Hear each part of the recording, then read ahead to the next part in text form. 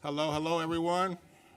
We're going to go ahead and get this public meeting of the Board of Education for August 8th, 2023. It's so-called call to order. All items being considered this evening are posted on the PPS website and under the board and meeting tabs. This meeting is being streamed live on PPS TV, service website, and on Channel 28, and will be replayed throughout the next 2 weeks. Please check the district website for replay times. All right. Good evening and welcome, everyone. Tonight we are doing something new. We're going to have a new meeting format, and tonight meeting we will be doing a few things that I try to explain as we go, some of the changes and why those changes were or are as we go through the night. All right, so we're going to get started. We will hear from a report from our superintendent.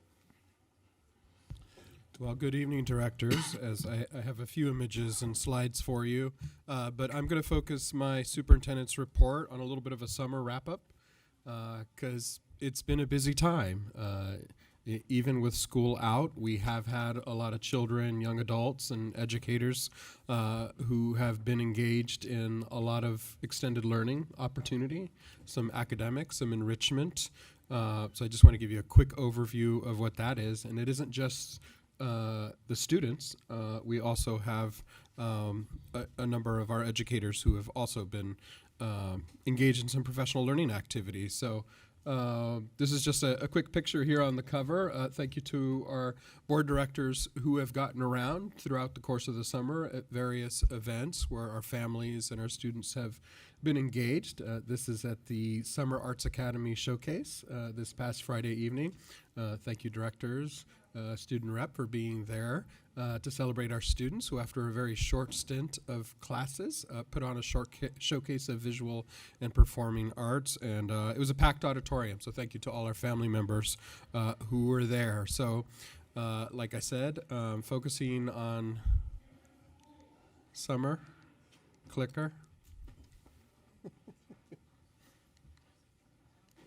No? You want to advance it manually? Perfect. You can go to the next one. I'm going to start with our Summer Acceleration Academy. We spent quite a few evenings talking about, go back one more, talking about our preparations to offer students an opportunity to extend their learning this summer. Proudly, we offered our Acceleration Academy at 17 hub sites.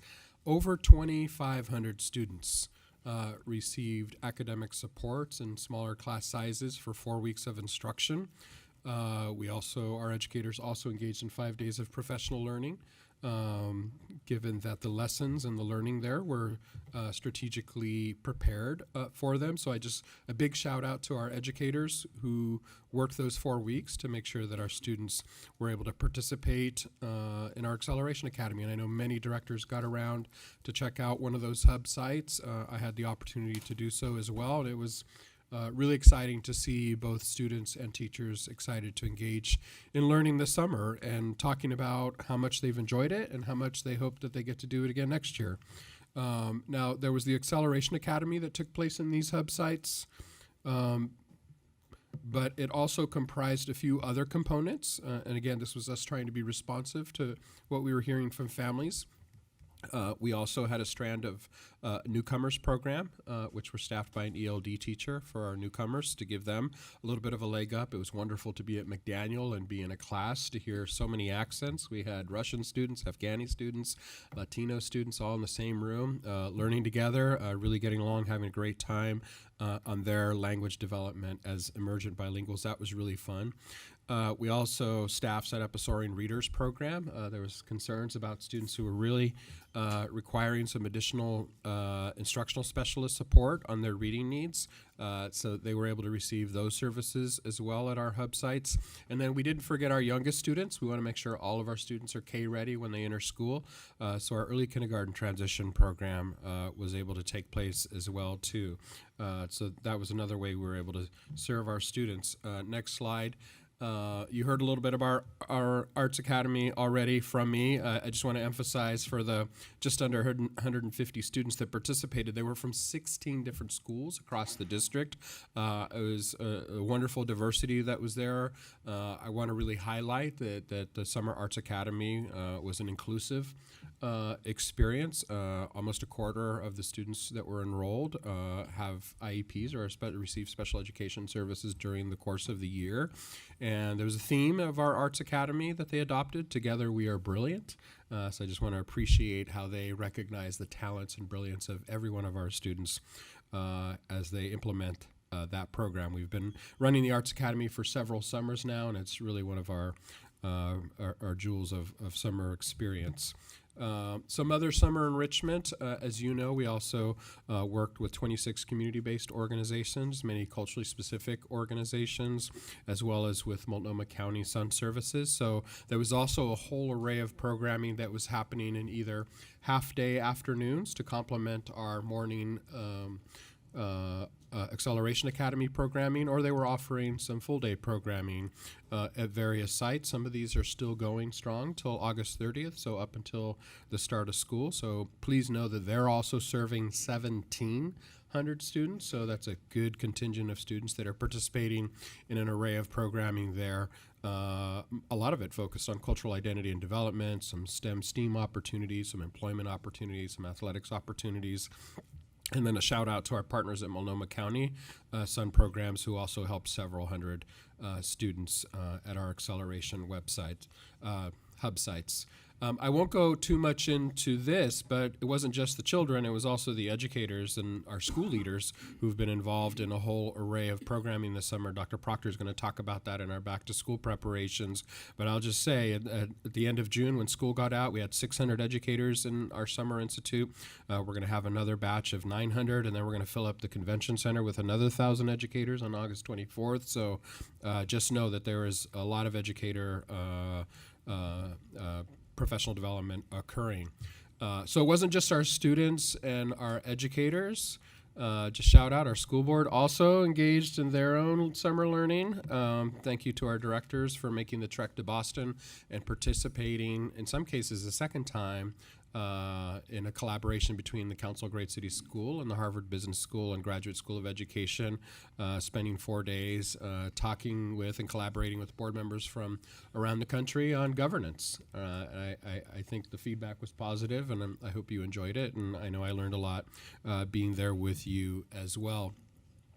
There's this emerging theme that's coming out of a lot of these gatherings, this notion of our collective efficacy, that one team, one goal, and just to borrow from the Arts Academy theme around when we are together, brilliant things can happen.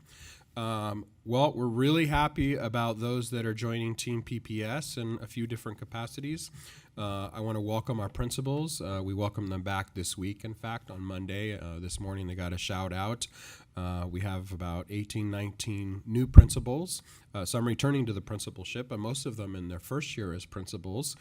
So they're spending this week at our Leadership Institute really getting up to speed and preparing to be in place.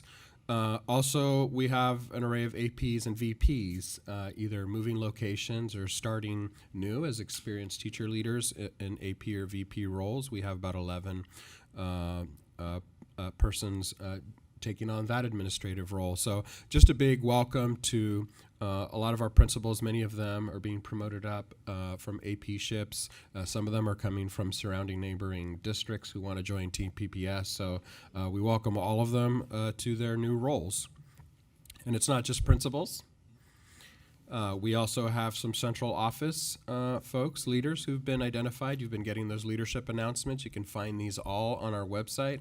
We're welcoming some of our experienced principals into some senior director roles to help support school communities across the district. I think you'll recognize many of these folks who are taking on some important roles, anything from supporting our secondary schools and academics to serving as principal supervisors with a cohort of schools. They're getting to know their principals this week. They're doing a lot of cohort time and talking about the work ahead. I also want to point out, directors received a note from me recently. I'm welcoming an interim deputy superintendent for business and ops for a long-time vacant position.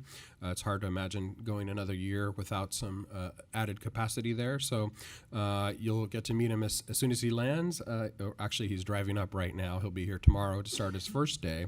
Myong Lee, who recently retired from the San Francisco Unified School District, and just in full transparency, my former work partner in our district there. So we're drafting him out of retirement to lend a hand while we identify a permanent deputy superintendent moving forward. So excited to welcome Myong in the coming days.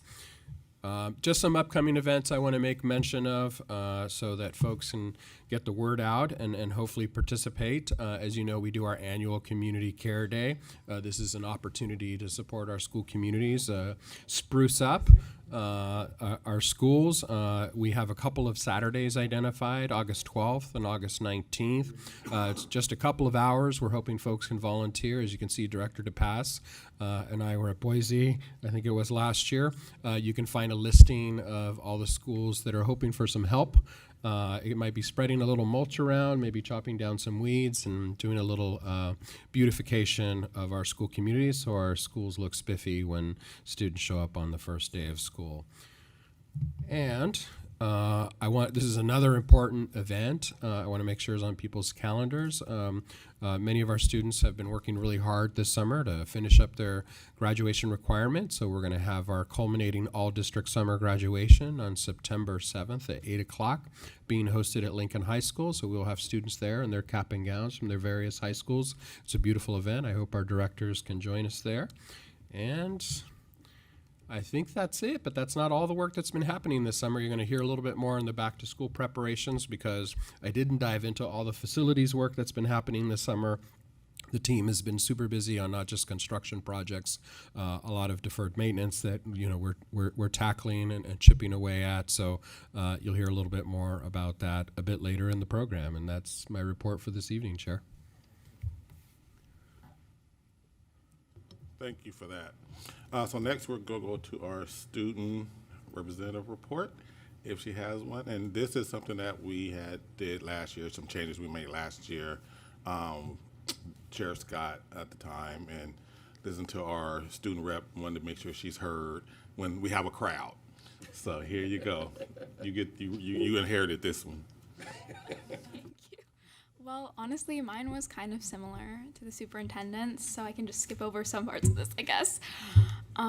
So again, I was just talking about how we're lucky enough to have several summer programs. I was given the opportunity to tour our Vietnamese dual language immersion summer camp. I'm gonna try and pronounce this correctly. I'm so sorry if I don't. Jai Hay. And I truly think that our immersion programs are part of what makes us special. The kids there just looked so happy. They were creating beautiful art. I heard from a lot of people that they were making a lot of new friendships, and it's not only serving the students who attend, but also the high schoolers who are serving in sort of a counselor capacity. And then I was also, as we saw in that photo, able to attend the Summer Arts Academy Showcase, and wow, I think we all already knew how talented our students were, but this just proved it. Visual and performing arts, amazing. And I wanted to highlight one of my friends actually helped teach part of the dance program, and she just talked about how amazing her kids were over and over. So that's really exciting. And then also, I want to expand a little bit on how you mentioned SUN programming. I know at Franklin, which is where I go, love our the people who work in the SUN department, and this summer they were working on a lot of adulting workshops. So students have really been learning life skills. And again, I think just that all of our summer programs are so important, and I'm really excited that PPS continues to fund these, because I think just all across the board, these are amazing opportunities. And then kind of looking to the school year, because that's coming up very quickly. I'm not gonna lie, there are a lot of contentious topics that are gonna be on the table as we move throughout the year, but I wanna emphasize that we all share the same goal of serving our students as best we can. And so I wanna go into the school year with gratitude because I think it's really important to constantly work towards improvement, but we should take some time to acknowledge how far we've come. So thank you to the students who showed up during their summers, for participating in or helping to run programs. Thank you to the educators who showed up during their summers as well, and who truly are the backbone in PPS.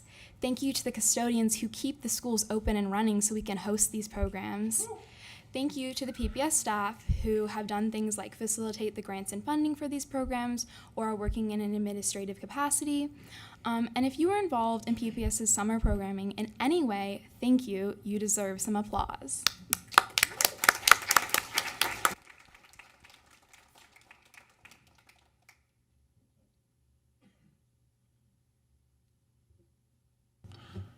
All right, thank you. I'm gonna change the little name to student director. So now next we have, and this is where we kind of changed up some stuff. I wanted to, and this is something that we had talked about last year, is want to make sure that we hear from our students, and knowing the fact that they got class and stuff in the mornings and stuff, we actually going to do two things different. We're going to move student comments right after the student director comment. So we're gonna move student comments here. So it's gonna be at this time, we're gonna hear from students. Then we're gonna get into some of our resolutions, and then we'll get into general comments. And that's kind of a little different from this year, but we wanted to make sure that we got our students first and centered and really wanted to hear from them. So I'm gonna ask Ms. Brashaw, do we have any students signed up for public comments today? We do not. Okay. Plan is, they're coming. They're just in, summer break. All right. So we don't have to go through that. So next we can go to some of our resolutions. So next, let me make sure. All right. So next we will vote on the intergovernmental agreement for TriMet youth passes.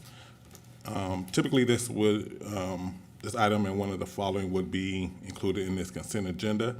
But we wanted to see how this new format works, so I took it off the consent agenda and brought it here. So I want to see how the flow and stuff works with this new run of show that we have. So I'm gonna ask, do we have a motion and a second to adopt resolution 6739, expenditure contract, hold on, let me finish saying the whole thing. Expenditure contracts that exceeds $150,000 for delegation of authority for TriMet youth passes. So moved. Second. All right, so we have Director Burnett-Edwards and Director DePass seconds. Is there any board discussion? Hearing No, no just that discussion? it's a great program. I'm very happy to support it. I think we've been doing this since 2009, and is one way we can demonstrate our love for all of our students by offering them bus passes, free bus passes. Awesome. Any other board discussion? Ms. Brashaw, is there any public comment? No. All right. And so this is something a little different too. I heard from, some constituents around the voting and what things mean. So, one thing that we're going to do this year is we're going to let public know what a yes vote means and what a no votes mean, and then we'll go ahead and vote. So just to be clear, by voting yes on the resolution to approve this intergovernmental agreement with TriMet, this will provide all high school students this upcoming school year with the ability to use public transit at no cost to them. By voting no on this resolution means all high schoolers are on the bus on their own dime. But it essentially means they will not have access to free transit on TriMet. So the board will now vote on resolution 6739. Expenditure contracts that exceeds $150,000 for a delegation of authority for TriMet youth passes. All in favor, please indicate by saying yes. Yes. Yes. Yes. Yes. I'm sorry, I'm getting the numbers mixed up. So 6739, is that the intergovernmental agreement? Yes. And then 6743, is that the CBO capital? I just didn't hear the numbers. No, that's the next one. Okay. Yeah, that's the next one. I thought I heard the number of one of them and the title of the second one, so I was just trying to. Did I do that wrong? Okay, 6739. Yes, sir. Okay.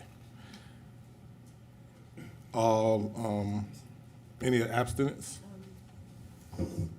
Abstentions? Abstinence. Abstentions? Yes. Make sure that we do this. All in favor? Yes. Yes. Okay. You too. All in favor? I said yes. Okay. Yes. Yes. All opposed? All right. And Student Director Silverstein? A very enthusiastic yes. All right. All right, so it passes 7-0. And Director Hollins, just to clarify, is that the state pays for a portion of that because they reimburse for part of our transportation. So, just to clarify, it's not just free because the district's gonna pay the whole bill, but we get a split share from from the state. Oh, we could have took that credit. You're trying to share the credit to everybody. Just want to be clear, because people Thanks for might that. wonder, we're one of the few districts that doesn't offer yellow buses for our high school students because we have a great transit system. All right. All right, so the next, up next is the resolution to request approval from PPS Board for one capital improvement project from one of our CBO schools. Please note, this is not a request for new funds, as ESSER funds have already been approved for this individual ESSER allotment and have been awarded to each of the contracted alternative schools as part of the 2021-22 budget process. However, there is now a state requirement that school board approve requesting using ESSER funds for capital projects. This is another one that was actually on the consent agenda, and I just brought over to see how this, how it's going to run with this new format. So if we vote yes, then Helensview can move forward with using already approved funds to lease space in order to provide counseling and recovery services to students in a space that is intentionally separate from Helensview for the purpose of confidentiality. If we vote no, then Helensview cannot move forward with providing these services in a confidential space. Do I have a motion and second to adopt Resolution 6743? Resolution approving capital projects for contracted alternative schools using ESSER 2 and ESSER 3 funds. Motion. I move we approve resolution number 6743. Okay, you have to second. You got a second? I have a Herman. second. You already did. I'll second. Okay. There you go. All right. Are there any board discussions? Okay, hearing none. Ms. Bradshaw, is there any public comments? No. All right, the board will now vote on Resolution 6743. Resolution approving capital projects for contract alternative schools using ESSER 2 and 3 funds.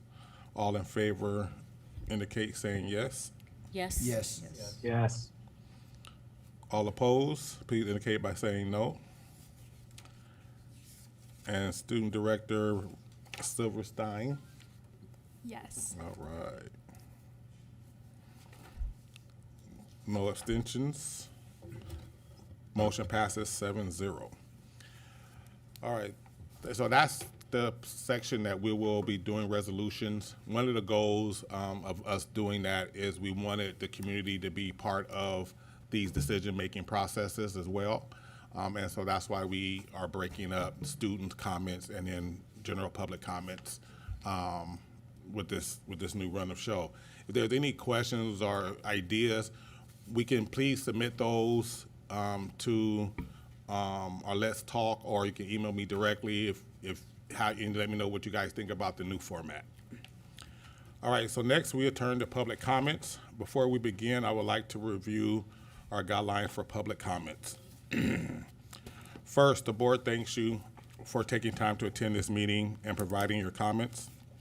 Public input informs and improves our work, and we look forward to hearing your thoughts and reflections. Our board office may follow up on board-related issues raised during public testimony. We request that complaints about individual employees be directed to the superintendent office as a personnel matter.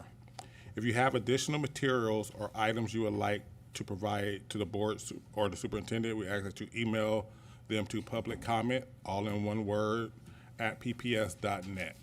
Public comments at pps.net. Please make sure when you begin your comments that you clearly state your name and spell your last name. So we're going to do a little bit differently with these comments today and moving forward. You will have 3 minutes and 30 seconds to speak, so we're going to actually allow more time to speak.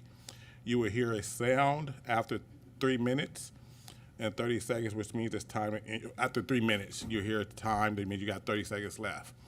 Please adhere to that, because after 3 minutes and 30 seconds, the mic will go off. All right? So just make sure we're clear.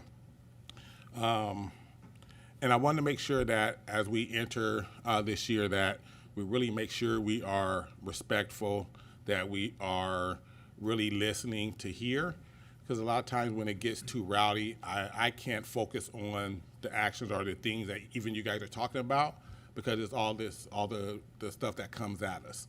So I'll just ask that, please make public comments, bring your comments to us, email, whatever, but please try to, keep it level, so that way, we can hear, and because I really want to hear your guys and what you say, but when I'm hearing people talking at us and stuff, I no longer hear it, and I think that's not what you guys really intend. I think your intention is for us to hear you. So I want to make sure we do that. All right, so we'll get moving. Ms. Bradshaw, and then another thing too, we're going to invite all 4 people up to talk at the same time, and then you go one by one, just so we can really be efficient with our board meetings as well. All right, Ms. Bradshaw, do we have anyone signed up for public comments? Yes. We have Ryan Healy, Karanja Cruz, and Devin Ghani. So if everybody who's been called could come up to the podium, it'd be great.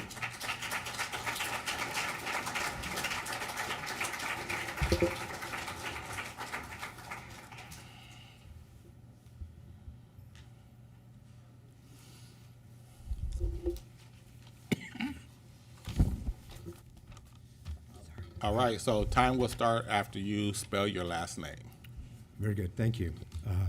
My name's Ryan Healy, Healy, and thank you for the opportunity to speak to you this evening.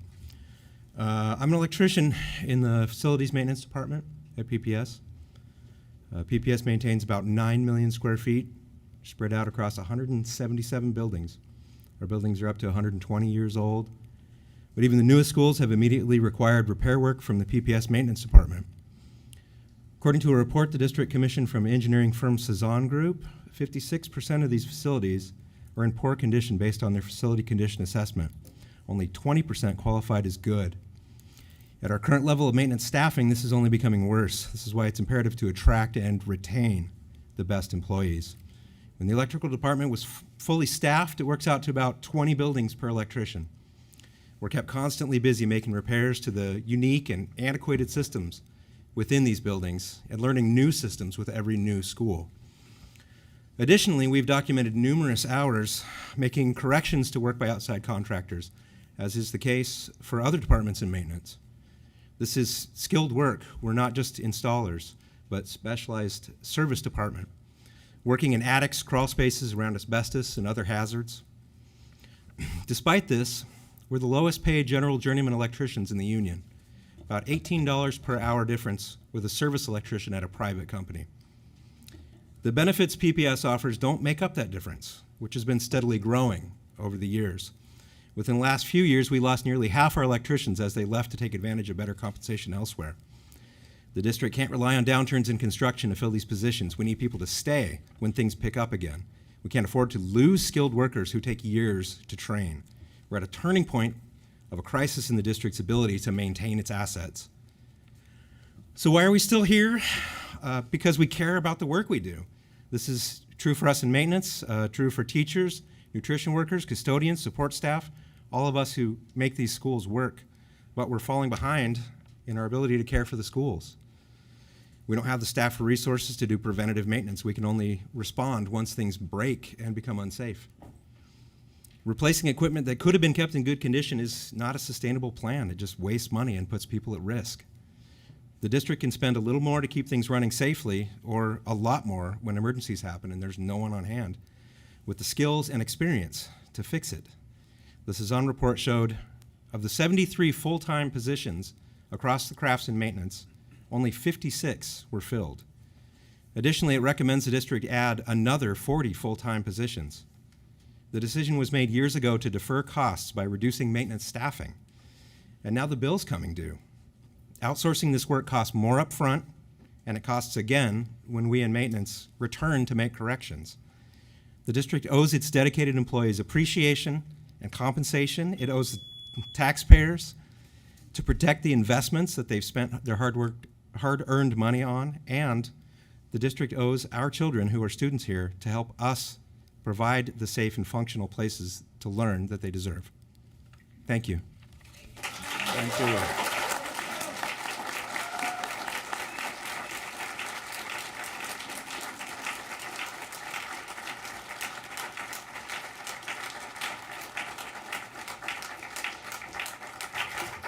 All right. Next. Okay. Hello, my name's Devin Ghani, G-H-A-N-I. I spoke to the board on March 7th about safety for both staff and students. I'm here to talk to you about that again, but in a different way. I'm a therapeutic intervention coach at the Pioneer Special School Program, special ed program. Part of my job as a TIC is to respond to student crisis. Please keep that in mind when I explain what my experience has been as a TIC at Pioneer. I see your face. Yeah, I'm gonna try to keep it together. I've been inspired by Malik Elker's powerful statement last board meeting. She brought together a community of people who are experiencing exactly the same thing and felt that no one was paying attention and taking our concerns seriously. Everything that I'm about to tell you has been reported to HR. I was told there was insufficient evidence of my claims, even though one of my claims happened on camera. A warning, these things are somewhat graphic, these comments that have been said to me. So anyone watching or listening, I want to give you a moment to not listen if this could be upsetting to you. A few comments that were said to me, starting from the first few months I became a therapeutic intervention coach. A coworker, another coach, asked me to rate the female coworkers I worked with who had the top 5 best bodies. He asked me to rate my female coworkers. After another coach and I were in a restraint with a student, a transport, which means we were physically moving the child from one part of the room to another, he came up to me and said, I have to tell you that it was a turn on to see you two doing that restraint. He said that to me while the student was in the room. Another comment the same coworker said to me, he walked into the room while I was bending over to stretch. I was stretching because I was in pain following a physical restraint that was difficult. I stood up, saw him come in the room. He said to me, it's really impressive and sexy that you can do that, implying bending over and stretching to my toes. He tried to pat me on the shoulder when I showed disgust. I moved away from him and walked out of the room. He didn't know if there was a student in the room at the time or not. He walked in the door and said that to me without even looking. There could have been a student there. That happened on camera. The impact of working in this environment, I think, is what matters. It's not the only place I've been harassed, the only workplace I've been harassed. That's very common for women. But like I said, this job is a crisis intervention job. These students rely on me being able to emotionally manage anything that's going on for me so that I can be there for them. I am highly skilled at this. It's why I was able to walk away from that coach after he said those disgusting things to me every single time and respond to student crisis if needed. I had to hold it down. I had to pull it together, right? Because I'm a professional. I also started wearing shirts around my waist after the first few comments he made to me in the fall of 2022. I told him to not make these comments. He knew I was uncomfortable. I tie these shirts around my waist, not because it matters what I'm wearing, but because I wanted another layer between me and him. He is not the only person who made comment to me. I reported several people to HR. I don't know what else to do. It's been reported. I've been basically told there's not enough evidence. So you tell me, how do I trust this employer? How do I go back to school and know that I will be safe and the students that I serve will be safe? Because what my experience and my work environment is their learning environment. And I know for a fact that there are students who were experiencing things like this as well at school, and they have come forward as well. The time is now to take action. The time is now for an independent audit of the people doing these investigations and making these decisions. You know who I'm talking about. Thank you for your time. If you have questions, I'm an open book, as you can tell. Thanks for sharing.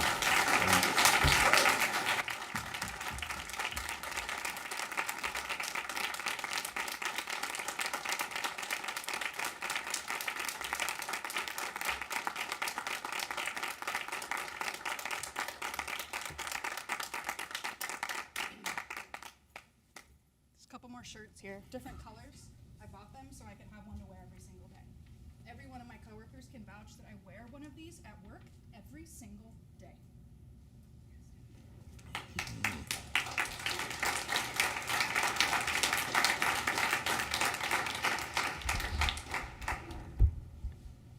All right, Mr. Cruz. That's kind of tough to follow. Can I let that kind of sink in a little bit before I actually get my time started? Because what I'm about to present is like totally different. So, but I just wanted to let that kind of like, you know, sink in for a little bit.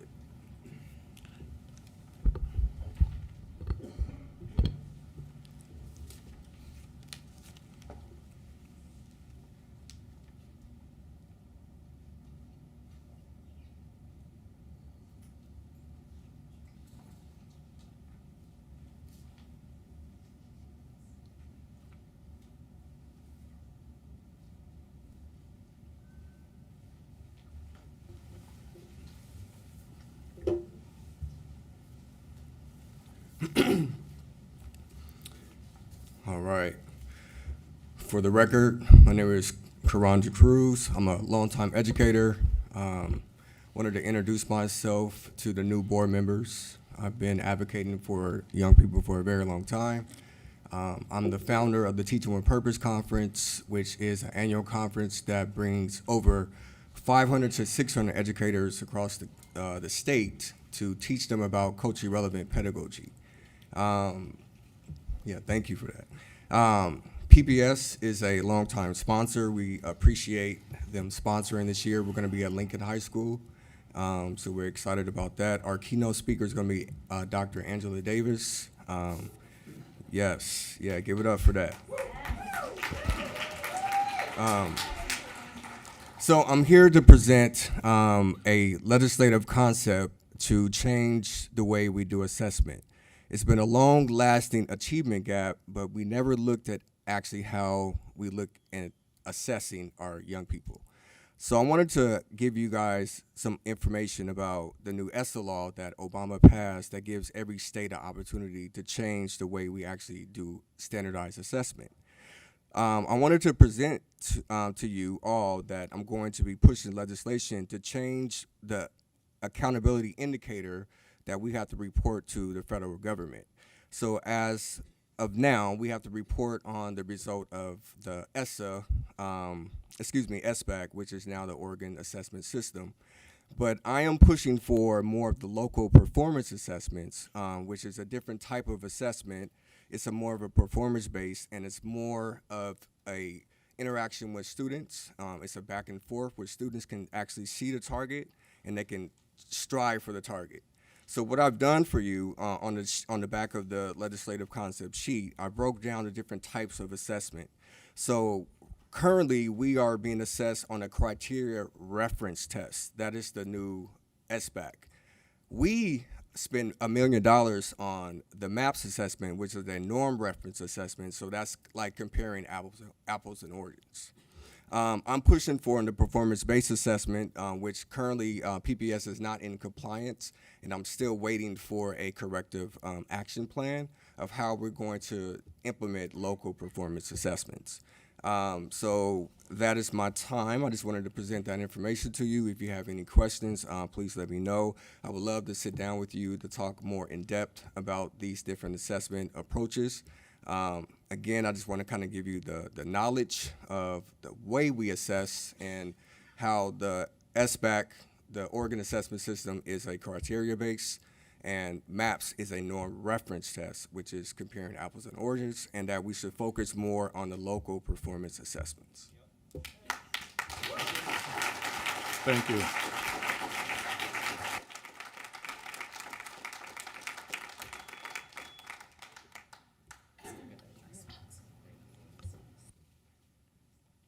Hold on, Mr. Cruz, we have a question. Mr. Cruz, I'm so sorry. I was having a hard time. I wanted to ask permission to ask the question, but changing the type of assessment we do, what are the expected, what would we expect to see with your proposed assessment versus what we're doing currently? I mean, Are you talking about from a state level or for a local? the school local district? level. For MAPS assessment, so we changed the emphasis and the focus on MAPS assessment. If we focus more on the local performance assessment, what that does is it just provides more of a teach and learning experience, right? So you're providing, so if you look at the information, it breaks down what a performance assessment is. So again, that's more portfolio based. It's more of students seeing a target. It's more problem solving. It's more critical thinking, actually, which is missing in our curriculum right now.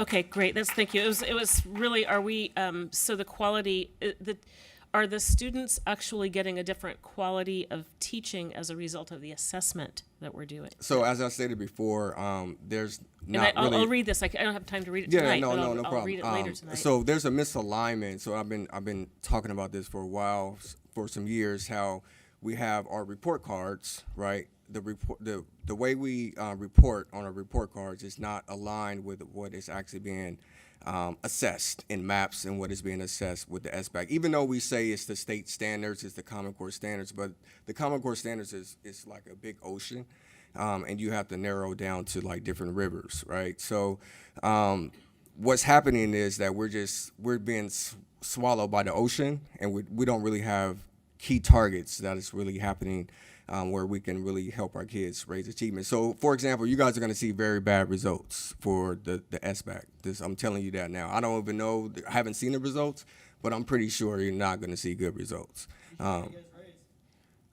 So, and I think that's kind of unfair to measure someone based around standardized tests, for example. So, I think we just need to reevaluate how we look at assessments and how we hold certain people accountable on a standardized test.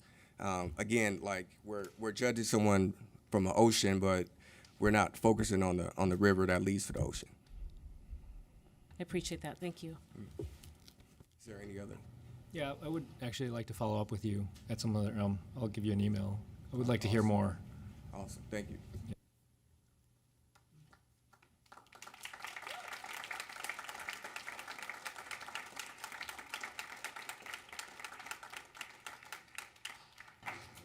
All right, thanks everyone for being brave to come up and talk their truth. We really appreciate everyone speaking. And we want to make sure that everybody knows if you have any other issues or comments, feel free to connect with our board manager, Roseanne Powell. She's sitting over there. If you have something specifically you want to follow up on with the board or the board office. So we have two things that the superintendent is going to introduce or talk about. One is going to be the update to the 2023-24 school year budget and state school fund, and also preparing for the 23-24 school year. So superintendent, we'd like to introduce these next couple items. Yes, thank you, Chair Hollins. Both important topics. At the last meeting, you'll recall we shared with the board that we would be coming back seeking a budget amendment once we learned what our final budget allocation would be. Our initial proposed timeline suggested that the board would hear us out and would vote on a budget amendment during the meeting on August 22nd. And we're having to sort of make some adjustments in when we bring our recommendation or amendment to you, because we won't have the complete information from the state, and some of it won't even be allocated till later in the fall. So we're planning to come back to you as early as possible in October for approval. And this change is mainly based on recent state information received on August 1st. That also gives time to staff to prepare materials that are required to be submitted to ODE. It gives staff a little more time to have thoughtful conversations with our CBRC, for instance, without feeling a rush around proposed amendments, which I know is also important to the board. So you're going to hear some of the details and what we're learning so far regarding an update on revenue adjustments for the year. So here to provide you some high-level information on ways that we are beginning to think about. Again, this has been iterative. We've continued to come back to the board and how we may invest additional funds. So here to talk about that is our Chief of Staff, Jonathan Garcia. Thank you, Superintendent. And you you highlighted, I think, the highlight of this message. So I know we have about 5 minutes, so I'll try to do this in 2 to give you time for some questions. Next slide. The last board meeting, we updated you that we had received an additional $15.1 million as a result of the state school fund increase. We did get more details since that meeting, particularly the new allocation for early literacy. So we are receiving $3.2 million for this upcoming school year. In addition, we did get an update on our integrated grant, which includes our student investment account and our high school success, or Measure 98. And as you can see on this slide, we did get an increase of $6.6 million from the student investment account. And we are seeing a decrease from high school student success. As a reminder, most of these dollars, whether student investment accounts or Measure 98s, come from some level of corporate tax, so things shift year to year. Next slide. These are some of the emergent details that we provided you, whether regarding general fund, early literacy, or the integrated grant. We are looking to, we are working on, we're waiting for further details from the state in terms of what the application details will entail, what our requirements are, and we expect those to be released on October 1st. Some of the emerging investment areas you can see here include reading intervention specialists, summer learning acceleration, expanded science of reading resources. And we also have more information coming to us regarding our integrated grant. So we expect to receive an amendment to our proposal, or we need to submit an amendment to our proposal, which is due on October 31st. And so some of the emerging investment areas with that $6.6 million is to lessen the impact of the high school success funding decrease, in addition to building out some school-based coordinators to address student out-of-school learning barriers, summer programming, comprehensive school psychologists, which is something that I know we've heard a lot of from our community and you, the board, and additional instructional specialists. Next slide. And so, again, as the superintendent laid out, here are some next steps. We're continuing to wait for for more information to make our final recommendation to the school board, and in hopes of you voting on this in October. We are working with the CBRC and looking to schedule the meeting with the CBRC sometime in mid-September to review our recommendations, and gives us enough time to really think about their recommendations, both their existing recommendations from the spring and future recommendations that come from our proposal. And again, as always, we will continue to provide you regular updates as we learn more from the state. Thank you.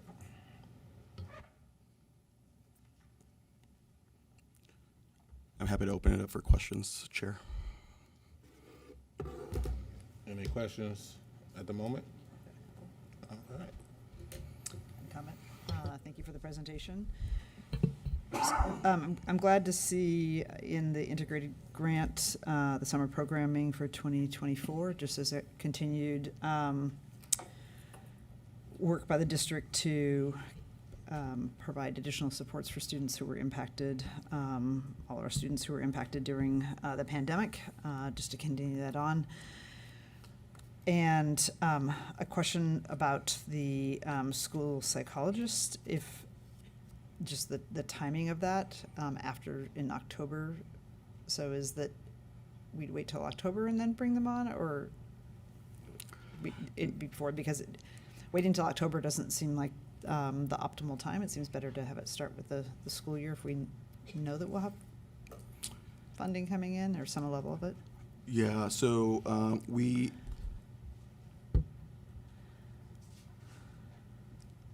met as a team, as a senior leadership team, and begin to really sketch this out, understanding that school starts in a few weeks, so we want to make sure that we are moving forward with hiring some of these, because I think we've heard collectively from the board a desire to move in that direction. So we are making a big bet, if you will, Director Brim Edwards, that this team, this board will support a comprehensive school psychologist. Great. And just the other question, and this is a smaller issue, the Student Travel Equity Fund, that last year was $500,000, this year was $300,000, and there'd been some board discussion on two levels. One, to take it back to the level it was last year, and then also for the middle grades, and it's gone up $200,000, but that means it's the same amount as it was last year, but for more grades. And just for people who are here, the reason we did that is just the inequities in travel and field trip opportunities for students. So we dedicated some specific funds so that their students have more equitable opportunities. So I'm interested why it didn't go up. It's the same amount as last year, but more grades. Did you find people didn't use it, or what? Because I think we're going to go through another year of seeing some, and still at the middle grades, more equity now at the high school level, but the middle grades just sort of wild inequities and differences between the out of school experiences that students have. Yeah, absolutely. So in reviewing some of our expenditures for those last year, we, understanding this was the first year, high school spent about $300,000 this last year, right, of the $500,000. And so, as we thought about what this looks like, adding an additional $200 to support the middle grades, that was the initial thinking, at least. So even though they had 500,000, because my recollection is the way it worked is that it wasn't that people applied. It was at the beginning of the year, there was a formula set up and it was sent out. So you're saying it was sent out, but only 300 of the 500,000 was used. That is my understanding, yes. That was going to be my question as well, because I understood that some of the schools, because it was new, was like, are we actually going to be able to do this? And so people were hesitant to try to use it. And by the time it did, there was a process that had to go through. So what I'm thinking now is, like, as this becomes more of a reality, like, okay, this is actually happening. We can actually do this. And so now that they know ahead of time, I feel like more people are going to apply. But with us just getting it back to where it was, I feel like we're going to run ourselves short as to where. And so that's why I was saying that. And when I was bringing it up, I was thinking from the perspective of we need to have an increase because people are going to see, like, this is real. Sure. So I'm seeing head nods and a couple agreements. So what we'll do as staff, take this recommendation back and do another assessment and look at what this can look like. So we'll come back with something else. Yeah, Chief Garcia, I guess one of my questions is just building off of that, is if schools didn't spend the money and they still have it, what I would hate to have is a lower amount and then everybody get a lower allocation. I think it'd be great if there were a larger allocation or the same allocation of last year plus extending it to middle schools. But I also, if the decision wasn't made to do that, that if schools held the money back, and I'm assuming they keep it, that we not penalize the schools that actually use their money this year. Absolutely. We'll take a look at that and provide you a updated recommendation. I just Ed, had one. go ahead, Director. I'm sorry, clarifying question, and that are some schools not using the monies or haven't applied for some reason? Do we know why? Right. At the beginning of the year, there was a formula. I see Dr. Proctor coming up. There was a formula that it was distributed, so it wasn't that they didn't get it, but they might just not have spent it. But it wasn't like it sat centrally. Okay. It went out on a formula, an equity formula. We'll certainly reinforce in our communication that resources are loaded into their school budget for this purpose, and we certainly want activities to take place, supporting. But do you want to talk a little more, Dr. Proctor, about the process? Yes, I'll open up and start to talk a little bit about the process, and if Margaret Calvert is here, I'll ask her if she could please come forward to the dais to share a little bit more. So yes, we did have a full process in place whereby schools were able to access the equity funds for specific field trips. Remember, based on our formula, we identified a set number of schools, or we identified per pupil what the portion of those funds would be equitably to offer to the schools that served our students with some of the highest needs, for example.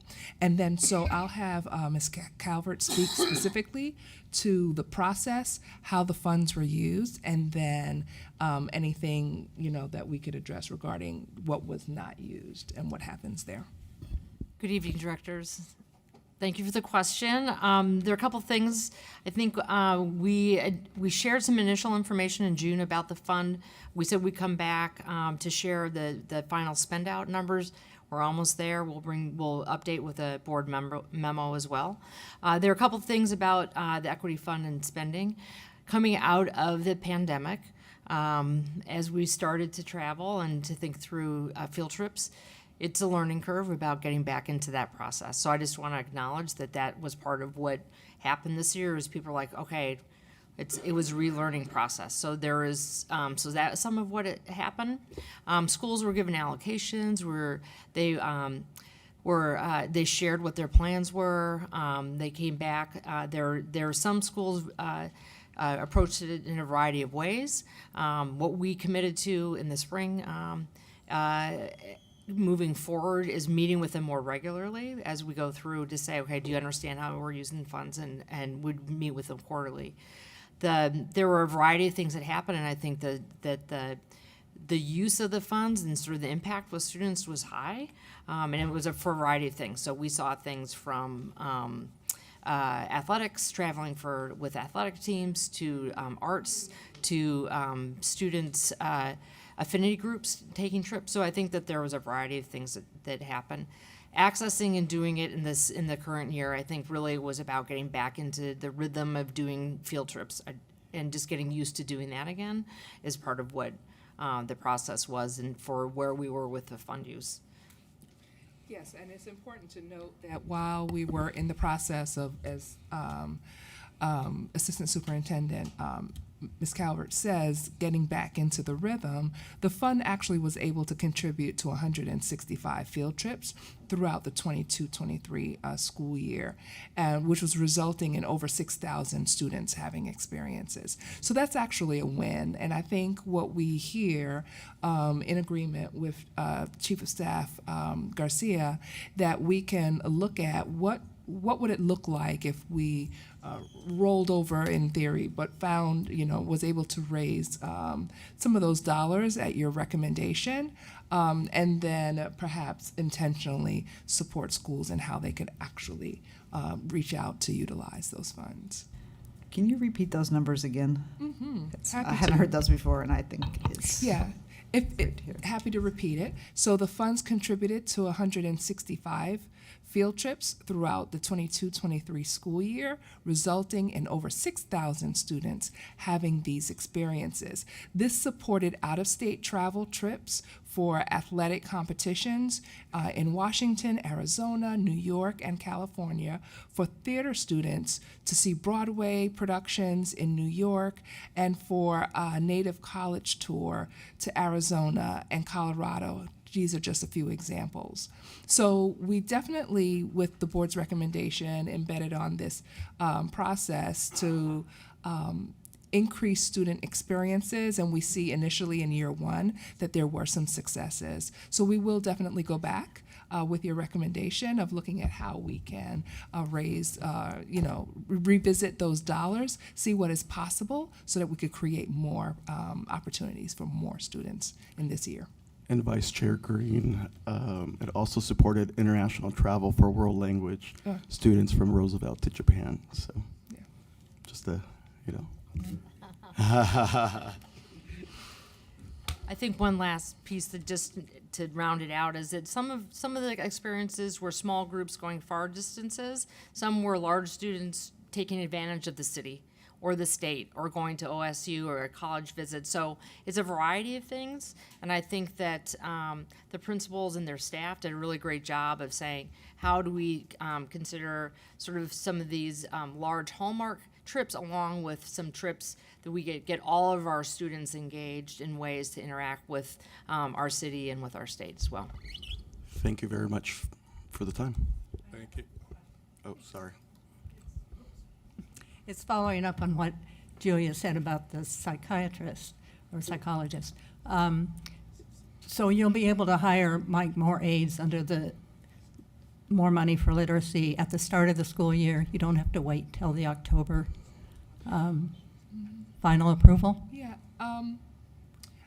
that is absolutely possible, but I do want to add a bit of information about school psychologists and how they are utilized in our system. Very different from like teachers, right, where you have a class and you have student facing.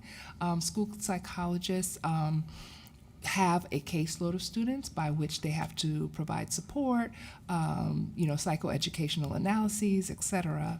And what we would be able to do at any juncture where we're able to make the hire for those school psychologists is then relieve the caseload of the other school psychologists, if that makes sense.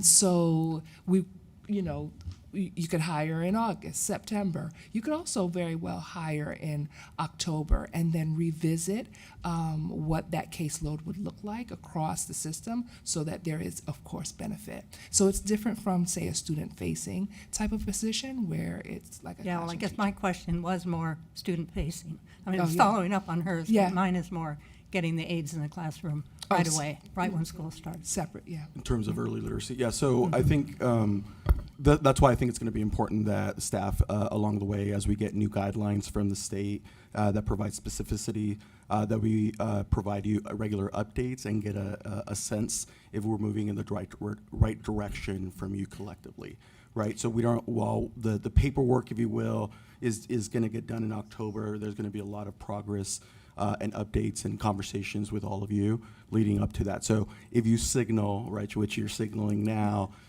for example, the school psychologists are vital, that more work around early literacy. Those are the things that we're looking at as we lay out this plan. I would just ask any board members, Andrew, Director Scott, have any other questions? We got 3 minutes left on this topic, so I want to at least give some folks who maybe haven't spoke yet a chance to speak. Thanks, Chair Holmes. Nothing from me. Appreciate it. Appreciate the conversation. All right. Chair? Yeah, question? Appreciate the conversation. I'm glad to hear that we're in general consensus. That's helpful to our planning and some calculated investments. Early literacy, for example, those awards won't be given out to local districts till January. And we want to we want to add those interventions. With our federal monies sunsetting, this is why you see summer programming on here. We want to set and reserve resources to make sure we have some offerings next summer. Just a plug for advocacy, because our legislators didn't come through in their last session in passing summer school funding. We hope that they do in this short session. That would allow us to further expand summer school programming in the coming summer. So we hope our delegation helps us push that bill through. Thank you. Thank you. Last question. Hold on. This is just a process question. So the Community Budget Review Committee is going to meet, and there's going to be a set of recommendations from the superintendent that come to them. They'll weigh in. I really appreciate that getting set up. And then will we have a preview at the meeting before the meeting we actually vote? Is that built in so that we don't go from, even though we get updates, that we don't actually, it'd be great to actually see the package one meeting before we vote on the next. Yeah, and if I'm remembering correctly, some of the guidelines require some of that from the state. So additional open community time or open application time, if you will. We will intend to continue to refine our thinking and share that with the board and community. But we get a look at the proposed package Before the meeting before the Correct. one we have to vote on. Great. Thank you. All right. Thanks, everyone, for the discussion. We're going to move on to the next topic of preparing for the 2023-24 school year. Superintendent, do you have any other? Introduce this topic. It's almost time to come back to class, kids. So staff has been busy getting our schools ready. And so you're going to get a quick overview to assure you we're operationally prepared. So this is why you have a little bit of an all-star cast, because we know being ready as a school district for the first day of school has a lot of different dimensions, whether it's facilities or our school principals being ready or our talent being in place. So you're going to hear from the team. So take it away. All right. Y'all got a minute apiece. Okay. Yes, sir. What, a half a slide? Next slide, please. As I try to log on to my laptop so I could see it better, but let's see if I can read it from the distance. Here we go. Excellent. So, yes, we are getting ready for the first day of school. And what we know to be true in doing this work is that it takes all summer long to get ready. In fact, from the spring for the first day.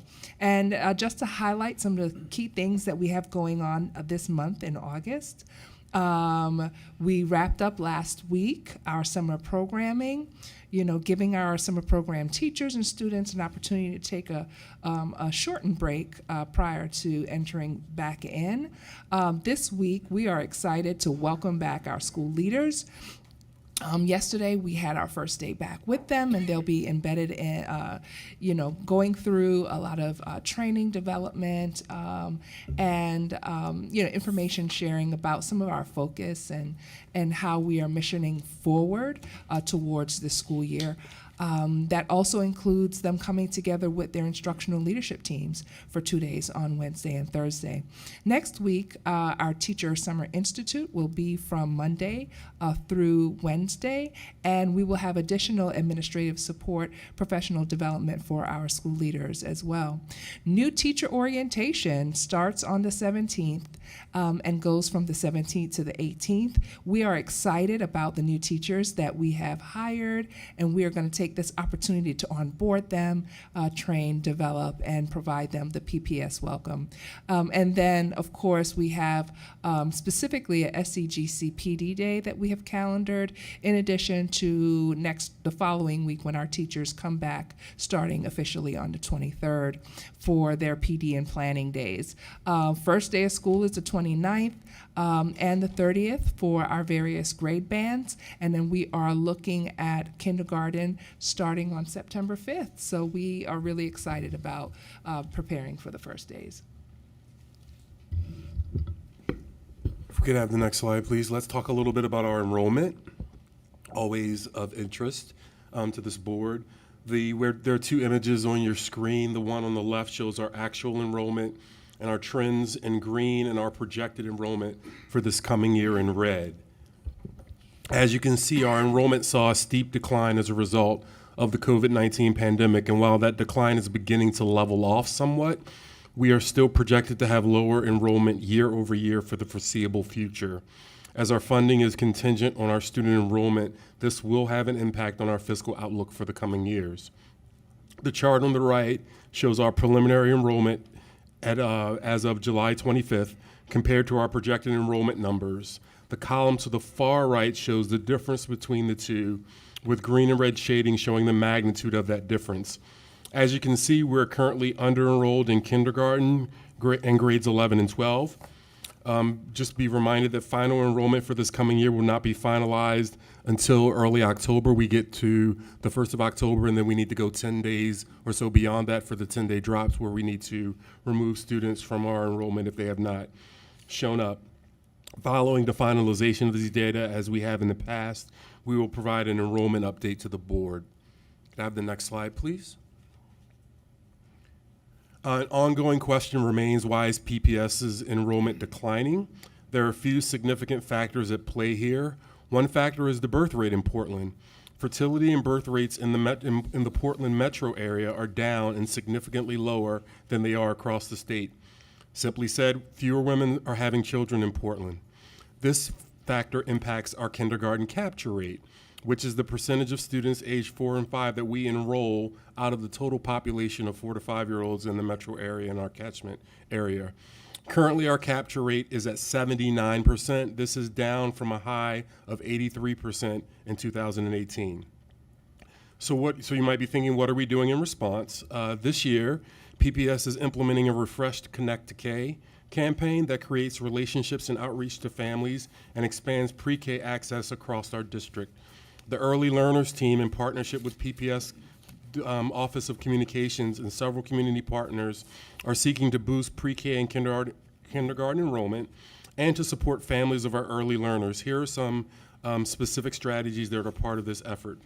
One is the Reimagine Connect to K, which is a public outreach and communication efforts. Examples include lawn signs on all of our sites, district and school level Connect to K websites and videos, social media blasts, and community open houses with targeted outreach events, pre-K community fairs, etc.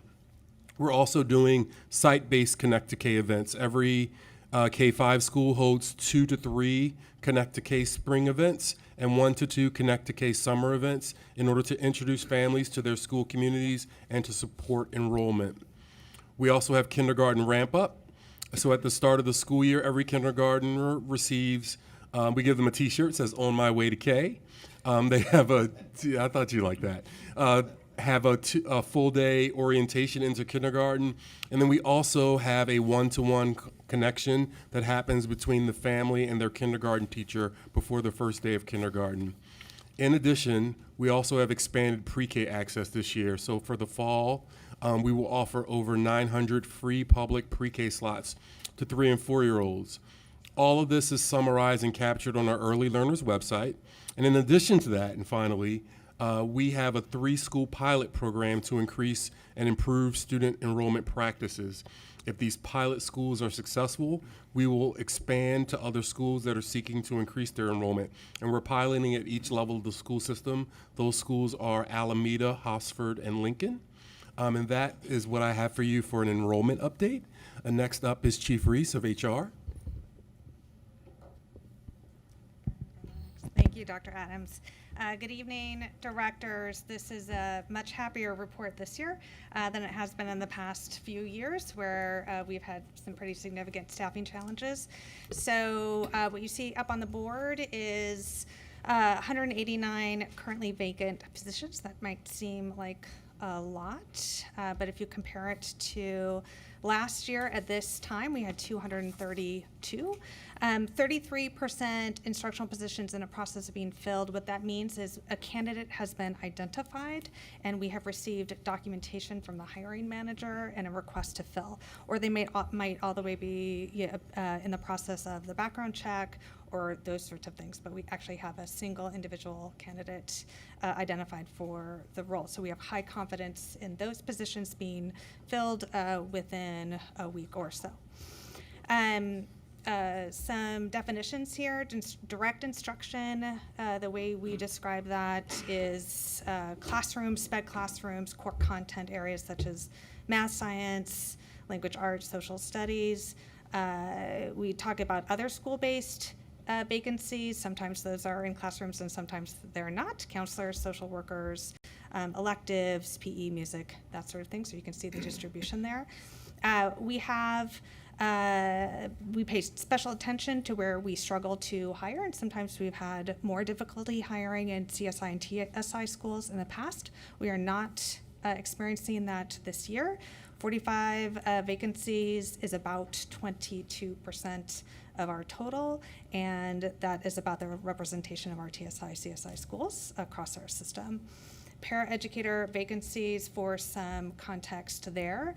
We have 486 paraeducator positions this year, so 61 vacancies is a pretty low number. Of course, we want to fill every single one of those.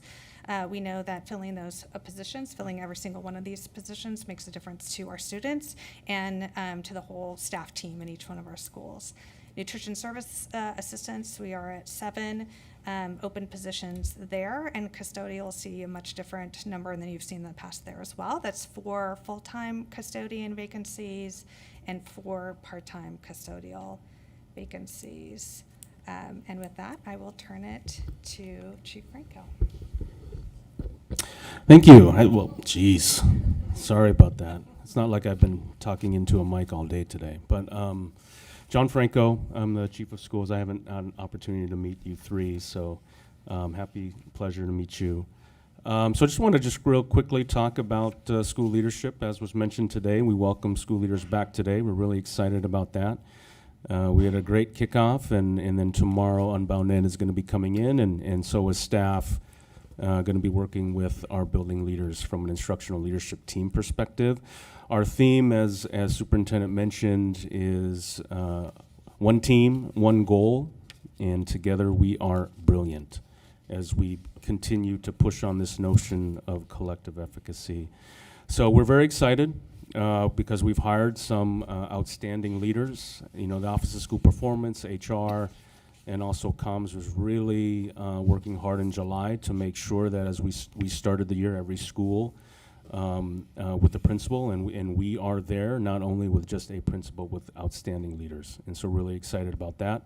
In comparison, you know, last year at this time, or last year towards the spring, we had about 32, or a year ago, had about 32 openings. This year, we filled 19, but 2 of those were already interim placements, so they were placed permanently in position. So it really amounts to about 17. And so really excited about that. And we also, and about half of those, even more so, are administrators of color that we hired.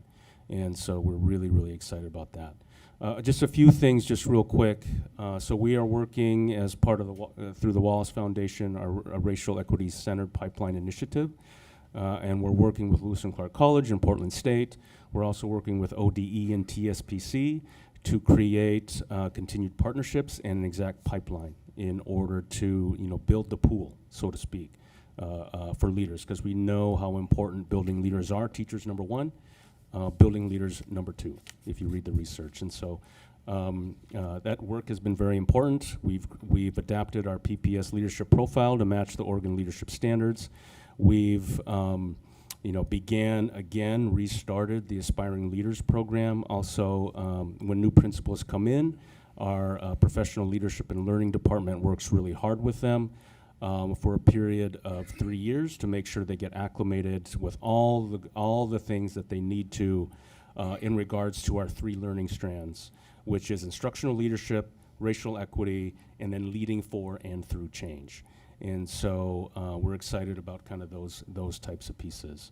And so just to highlight real quick in terms of our Wallace work, or our recipe work, as we like to call it, we are working not only to create principal supervisor standards, which makes sense, but we're also working to create principal standards, which makes sense, which directly correspond to the Oregon Leader Profile or the Oregon Leadership Standards.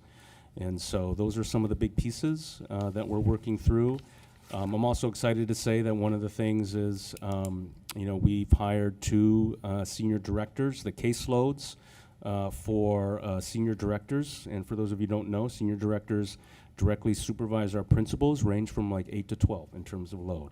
And so when you think about from a research perspective and coaching, that is exactly what is needed. And so we're really excited about that. And I would say one of the great things that PPS does is that we also have principal coaches.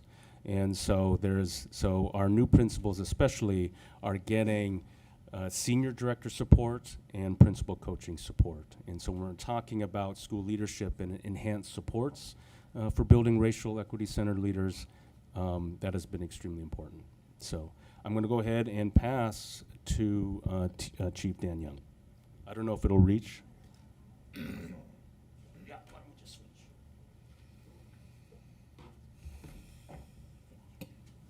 Good evening. Dan Young, Chief Operating Officer. As many of you know, there are 8 distinct departments in the Office of Operations, and we feel good. We feel really good. We're excited for students to be back in just 3 weeks. So from an operational perspective and transportation-wise, we're in the process of finalizing our bus routes, and we will have the routes up on the website here next week for parents. We're also handing out TriMet passes to high school students during registration, and over the next couple of weeks, our drivers will be selecting their routes, training, and completing their dry runs. After a very busy summer serving almost 100,000 meals, our nutrition services team is also prepped for fall. Kitchens have been repaired and cleaned, and communications regarding services and benefits will be going out to families very soon. The security and emergency management team worked this summer on emergency management training and PD for our campus security agents. The emergency operations plan has been updated. The emergency management training plan for the school year is ready to go, and we're recruiting for just the last 4 CSA positions right now. From a building readiness perspective, we've completed or are wrapping up dozens and dozens of projects, both big and small. Some examples, lighting upgrades at Beach, Rigler, and James John, kitchen equipment replacements at Dunaway, Peninsula, and MLC, replacement of the Cleveland track, new playgrounds at Marysville and Lent, flooring replacements at Sunnyside and Abernathy, accessibility and security upgrades all across the district. We completed 8 large-scale asbestos abatement projects. Dozens of classroom and office moves have been completed thanks to an amazing move management team. The custodial team has been busy deep cleaning schools and refinishing floors and preparing for students.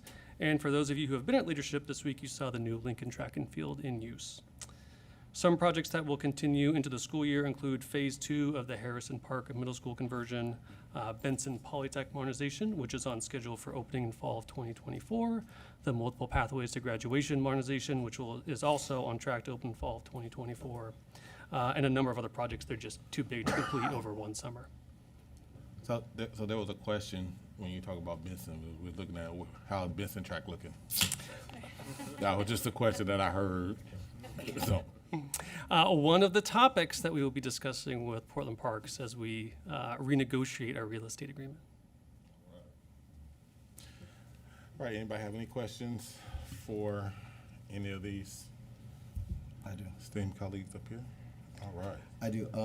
I don't know who's going to answer the question or even the best way to pose the question, but it's specifically in regards to the custodians and the nutrition services, because that number is much lower than what I had seen before. So my question is, are these true new hires and that we've brought on new people to fill all these vacancies, or are these just vacancies that other people are filling from one space, and then I'm also go fill in at another space, and I'm like covering shifts? So it's not like a true hire in that I brought in a new physical body, but I'm using an existing body to do multiple things. So I'm just curious. They're actual new hires.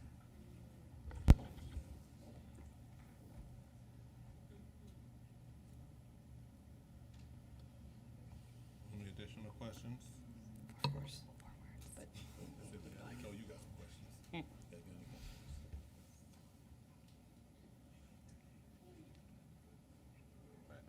I got questions. Oh, okay. I got questions. So, two things you talked about, the Lewis and Clark and Portland State connection. And I know I talked with the soup about this as well. How are we looking at making connections with culturally Pacific organizations like maybe HBCUs or HSIs, things like that?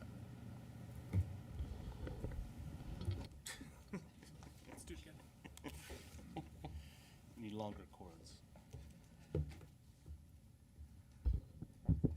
Yeah, so it's a good question. I mean, I would say I don't have like specifics in terms of reach outs, but Loretta Benjamin Samuels is the one directly responding and working with trying to set up those levels of connections with HBCUs, because that is extremely important. And so that is the direct piece. I believe she did have a meeting more towards the latter half of last year in June, kind of starting to start those levels of conversations.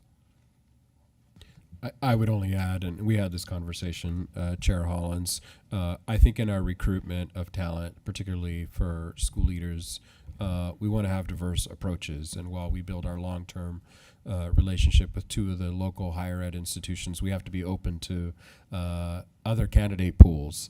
And since we also want to make sure that our leadership is representative of the district's demographics, we should pursue direct pipeline partnerships with HBCUs and HSI. So I look forward this year to initiating some of those conversations about how we create a supportive annual cohort coming our way. And I heard you volunteer that you would help on some of those conversations. So thank you.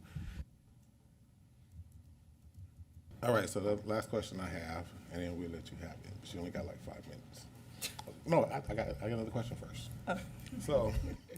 So for this is for HR. So I see a lot of the needs that we still need to hire for. So what do we need to do to get the rest of those positions filled? We need to keep on track for what we're doing right now. So with our principals returning this week, we have human resources staffers at Leadership Institute to help principals in person to address any additional hiring needs that they have. Our school senior directors are also helping out principals to identify candidates, conduct interviews, those sorts of things. So it really ramps up once principals come back to work as well. And I want to give credit where credit is due. Our principals spend quite a bit of July in any vacancies they have. The difference in having all the principal positions filled as of this week is a major difference compared to last year as well. So now we actually have a hiring manager, and it's not a senior director trying to hire from multiple different schools. We give additional support to brand new principals who are going through the hiring process for the first time as well. All right. Great. Well, you're cutting short the amount of time, nice things I can say, so I'm just going to get right to my question. Sorry. We have time for nice things. Well, I do appreciate the fuller staffing. I know that's really important to our schools, and hopefully, especially our TSI and CSI schools, that they'll all start with a permanent teacher on the first day of school and a principal. I would like to see the disaggregated data by workforce categories. There's on the school leadership, there's a 56% of principals hired are leaders of color, but I'd like the disaggregated breakdown also of our teachers and our other staffing. So what does that look like? So again, we can see the trends of how we're doing. So that's a future ask. And then I wanted to just briefly talk about the enrollment strategy, because One quick question. So when we do an axe, it'd be great, 'cause I'm trying to track the stuff to know, okay, when are we looking for this information, and when could we expect this information? I mean, I would think that we'd want to let the staff finish their hiring, and then when we have sort of the snapshot in September or whatever time that is, that we could see that. So you want to come back in September? I can offer that we typically see October as our sort of quietest month and our best measurement month. So we typically use October as our point in time year to year to identify, to look at our metrics for hiring. That includes disaggregated by race, and that way we have year over year data that's consistent. So on enrollment, the last time we saw a graph that looked like that was in 2003 after the recession, after PPS had been in Doonesbury for a full week, when we might have cut school by 5 weeks, but for a big bargain put together by Vera Katz. And we actually got the enrollment back. And so I don't want to just accept that we're going to be where we are. In fact, I think this is the first time we've seen the capture rate, which is the number of students in our boundaries who actually attend PPS. I don't think I've ever seen it below 80%, so the fact that it's 79 is concerning. And so I just wanted to raise a question that I'd like, and I'm not sure what form the request is in, but we have 3 schools that there's going to be a pilot, and they're Lincoln, Hosford, and Alameda. I mean, Alameda has over 500 students, Hosford has over 500, it actually has more than projected, and Lincoln has 1,600. And I'm really concerned when I look at the Southeast Guiding Coalition schools, that we have a number that had pretty significant enrollment drops. I mean, we have Whitman it has 160 students, Vestal has 231. You just go through the list and there's, I'm concerned that one of the differentiators is in East Portland, you can actually still stay in PPS and not choose your neighborhood school, which is very different from the West Side, where there's a lot less choices because it's almost all neighborhood schools. Well, the East Side, especially Southeast, is full of other options. And I'm concerned that if our focus is on 3 schools that actually have a relatively healthy enrollment already, that already can offer their students a pretty rich environment, that we're not focusing on schools that, especially in Southeast, that, I mean, I can tell you in some ways what the tour is going to look like, and I hate to have a secret shopper, which is what's being suggested, is, you know, they may not have people come out for community care day. The city may not have fixed the sidewalk in front of the school. They might not have, 25 volunteers to welcome new families in. And I'm concerned if we don't have an enrollment plan that really focuses on our lowest enrolled schools or ones that are losing. And I know Alameda's lost a lot of students.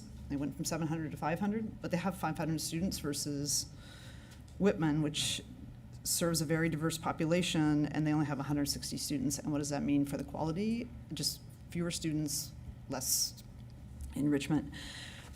So I'm just gonna, I guess I don't necessarily have a question other than I think we need a much more robust strategy on some other schools that really face, I think, some much more significant challenges than Lincoln and Alameda and Hosford. Not that I don't want them to be healthy and successful, but I think we have a crisis in some of these schools in Southeast that we were supposedly fixing after 2 years.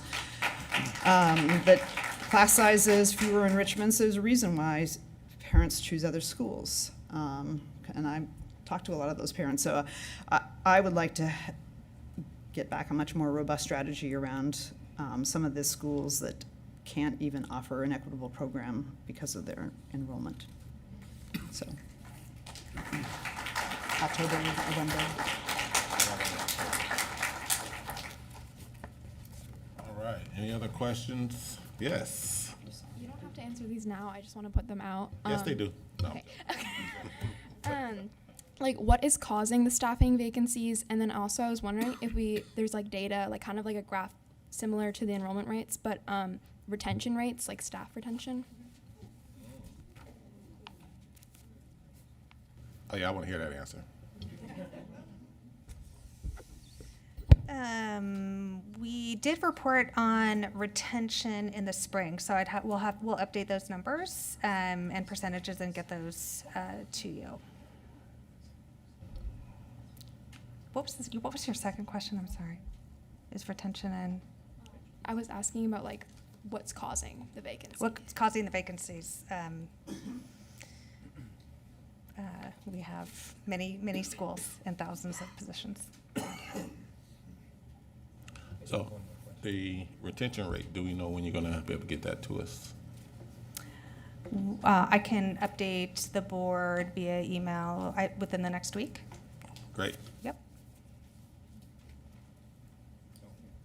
Yeah, I just have one more, hopefully quick question. And you don't have to answer this right now, but I'm just curious about, in terms of the timeliness of like when PPS posts openings compared to other school districts in our metro area. I'm just curious about like, and you don't have to answer this now, but just like in terms of, keeping competitive with the job pool, are we opening these job positions and, as early as the other districts that we're competing with?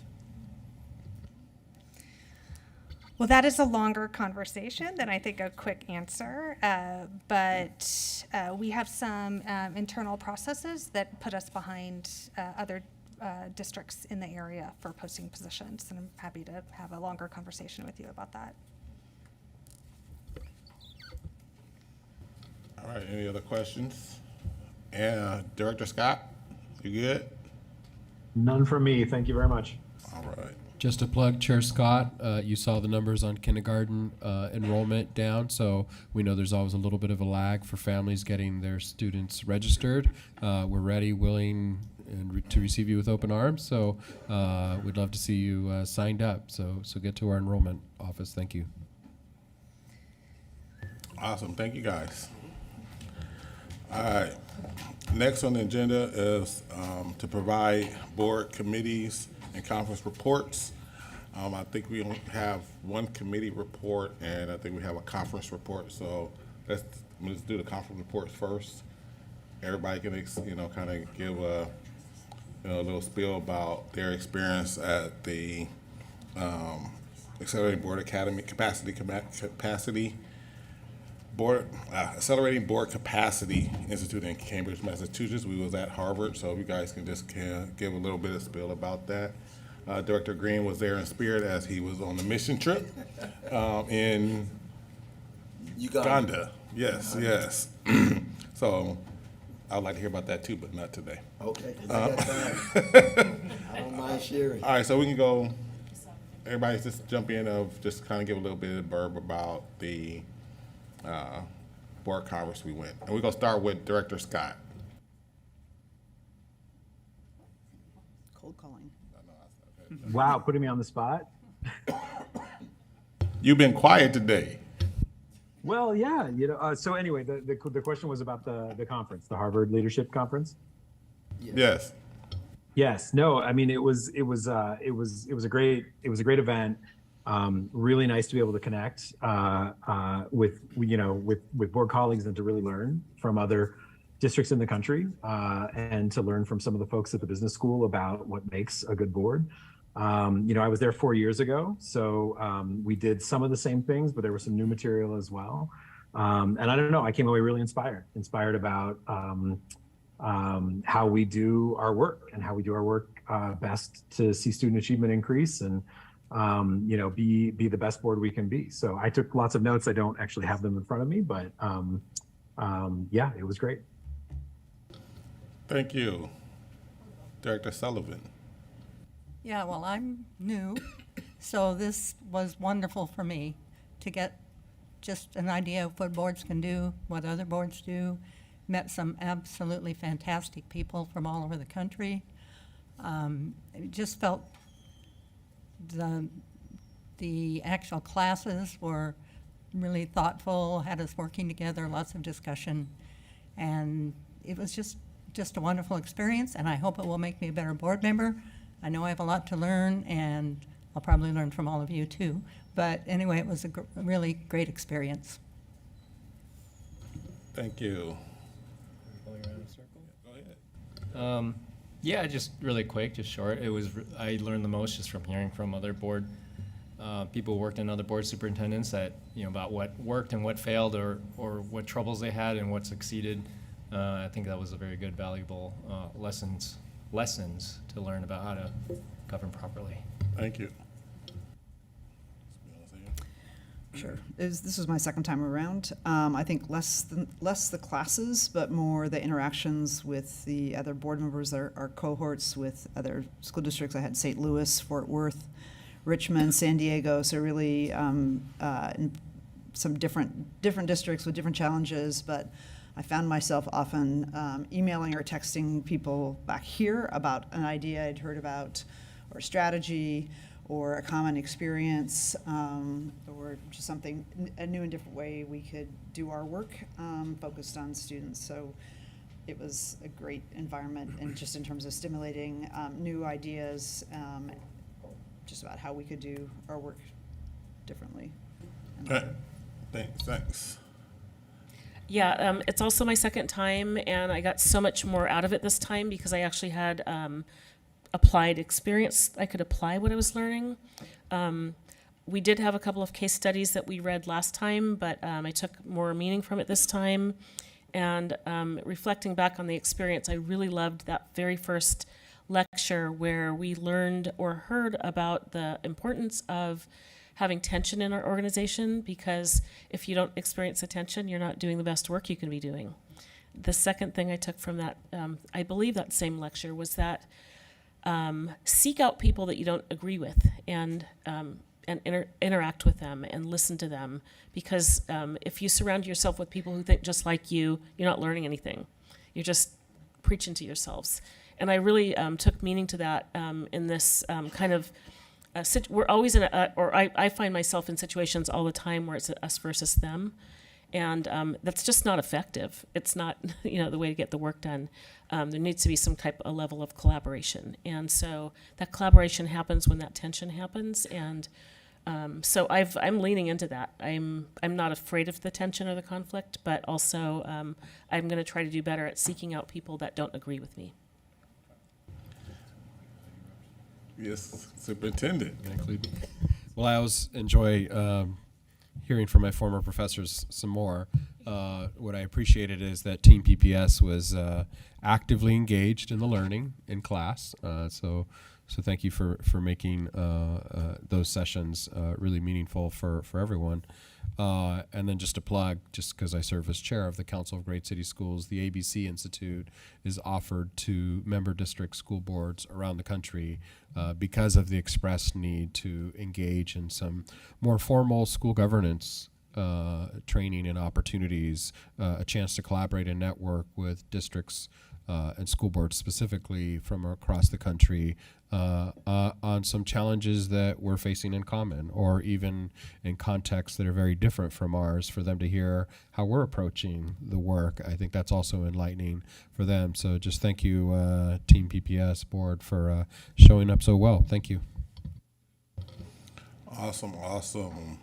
And then we had a couple more people that attended, Ms. Roseanne and Mr. Garcia. You guys want to share anything that you guys learned from the conference? We got some time. Okay, now she comes up, Johnny. You got to come up. Come on.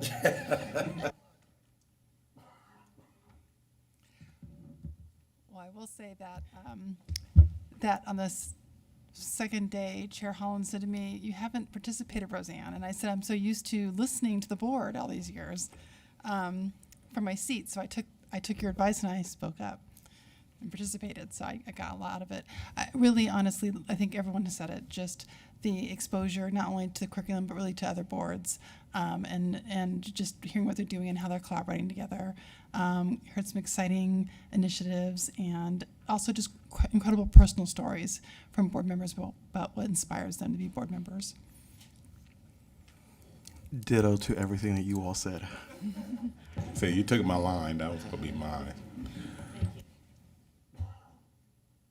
All right, we'll go move to board committees. That I know we haven't really had any, so I know Julia wants to talk about her committee.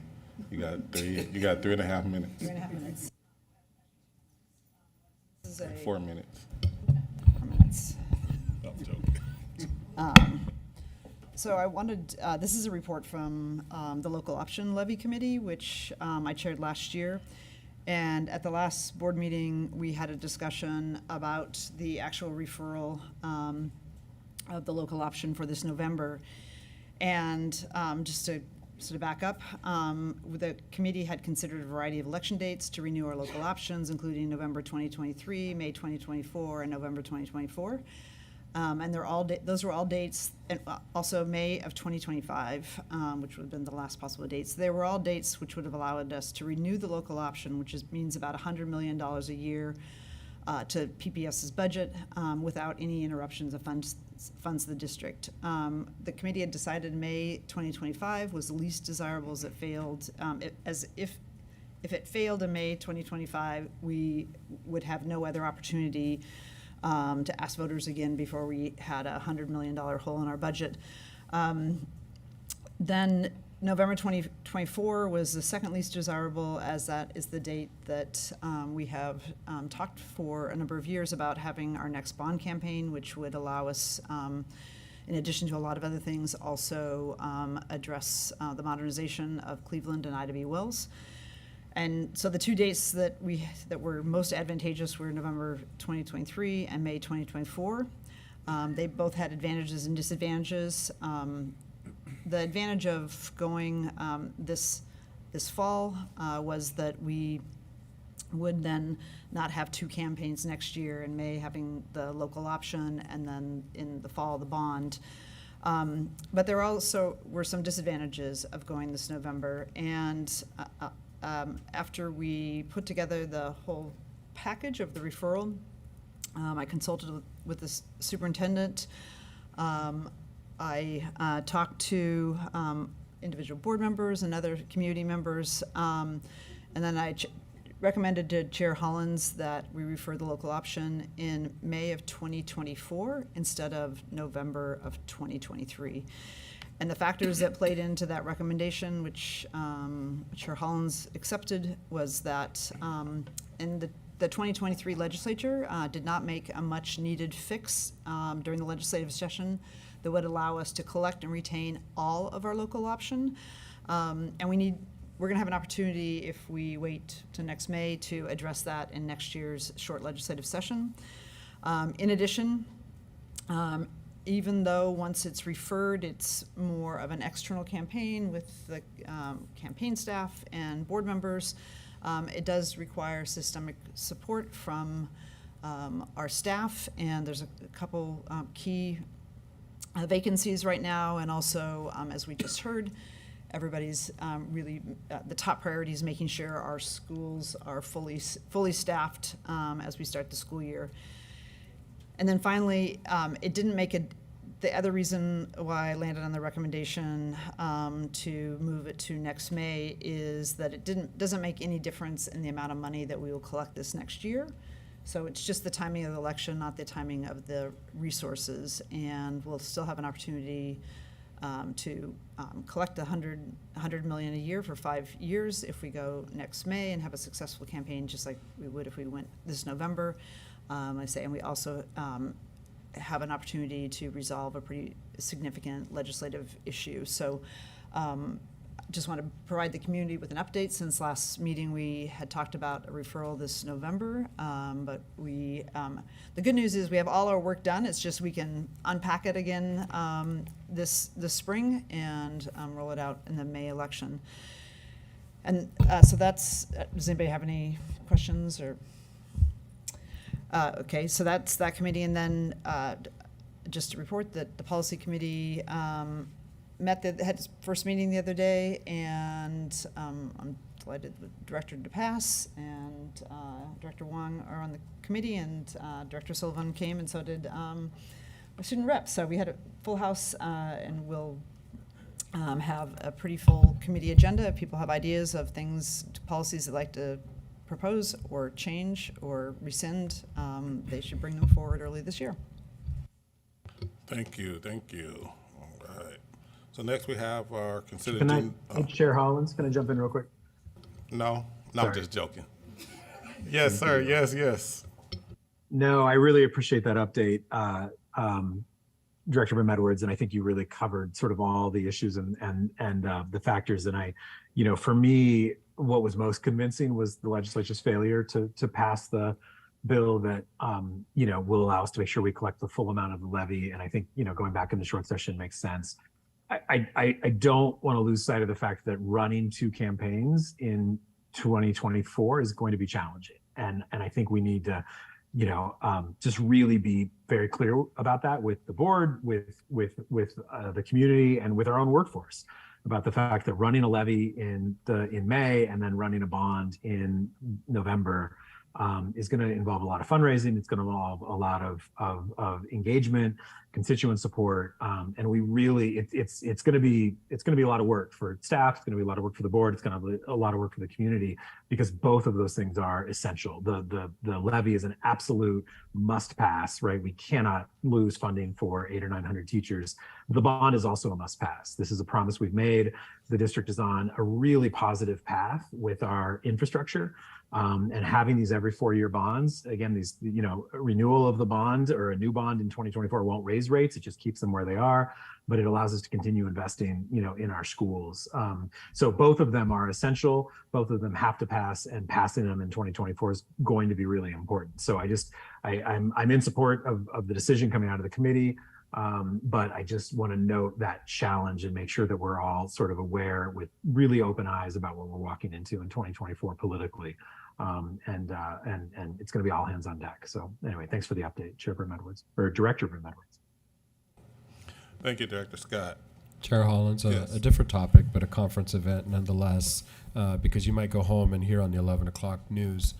So today the White House hosted a summit on cybersecurity in K-12. Just wanted to make sure you were aware that PPS was present. Our CTO, Don Wolf, was there with Dr. Jill Biden and district leaders from around the country having a really in-depth conversation about cybersecurity. I know we learned a little bit about it in our classes at Harvard, and about 6 school districts around the country have been impacted by ransomware and other threats, and we often don't talk about that, and there's a reason for it.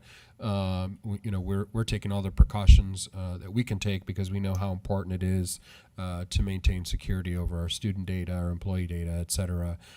So that event did take place today. It's part of a federal rollout of a number of measures, safety measures and cybersecurity that are going to be taking place, but just know that PPS was there informing the conversation as well. So to our CTO, Don Wolf, who's probably on his plane trip back, thank you for being present. Awesome. All right, next is our consent agenda. The board will now vote on the consent agenda. Board members, if there's any items you would like to pull for discussion, we'll set those aside for the next time we meet, which will be on the 22nd. No, but I have a disclosure to make, Chair Hollins.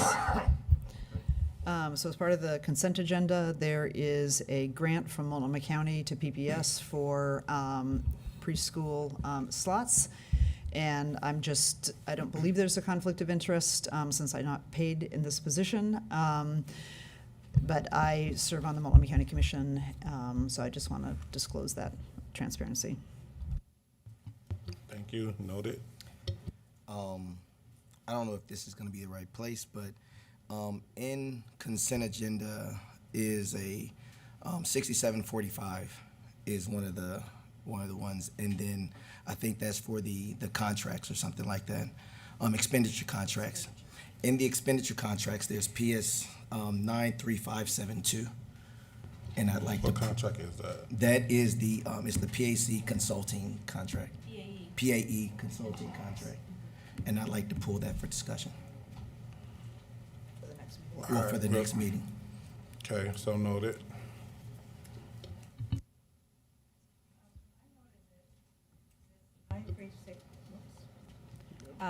The 93621 PSPs in schools scope of work seems exactly like the bottom one, the PINS SOW. And I just wondered why that last one was just added, and I just wondered why and what it is.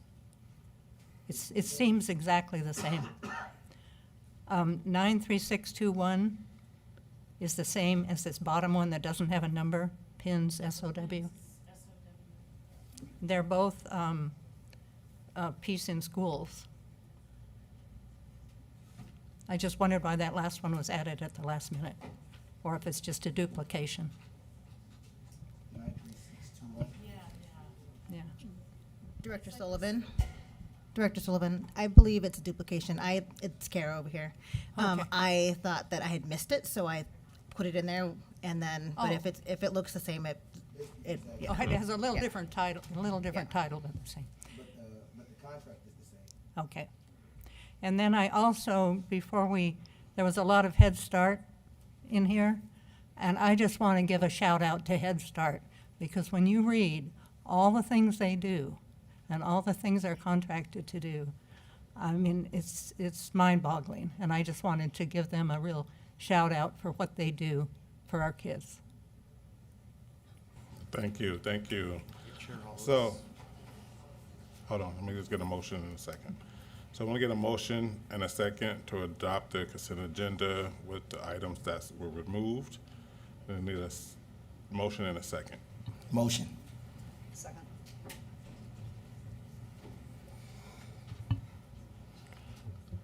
All right, any board discussions? Yes, who'd like to speak? Go ahead.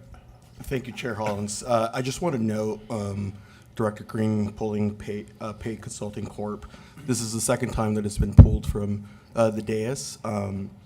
And just noting that it is causing significant, the delay is causing significant delays to us reaching our being able to move forward with our crime crisis response policy, which is a commitment that was made by this entire board. So I'm just noting that that every month delay is, a significant impact to our work. Thank you. All right, Chair Hollins, can I ask who it was that seconded? I did not hear. Director Brim Edwards. Thank you. Any other board discussion? And we do also have staff here who can answer any questions. Okay. All right, the board will now vote on resolution 6. I was just wondering why you want to pull that. I'm so glad that you asked. First of all, thank you, Student Director. I'm not going to say the last name, Silverstein. Thank you so much, Student Director Silverstein, for asking the question. It is my belief that $400 and something thousand to pay somebody to come out and tell us what we already know, is meaning that we have work to do, is a waste of dollars when we can be talking, when those dollars can go elsewhere.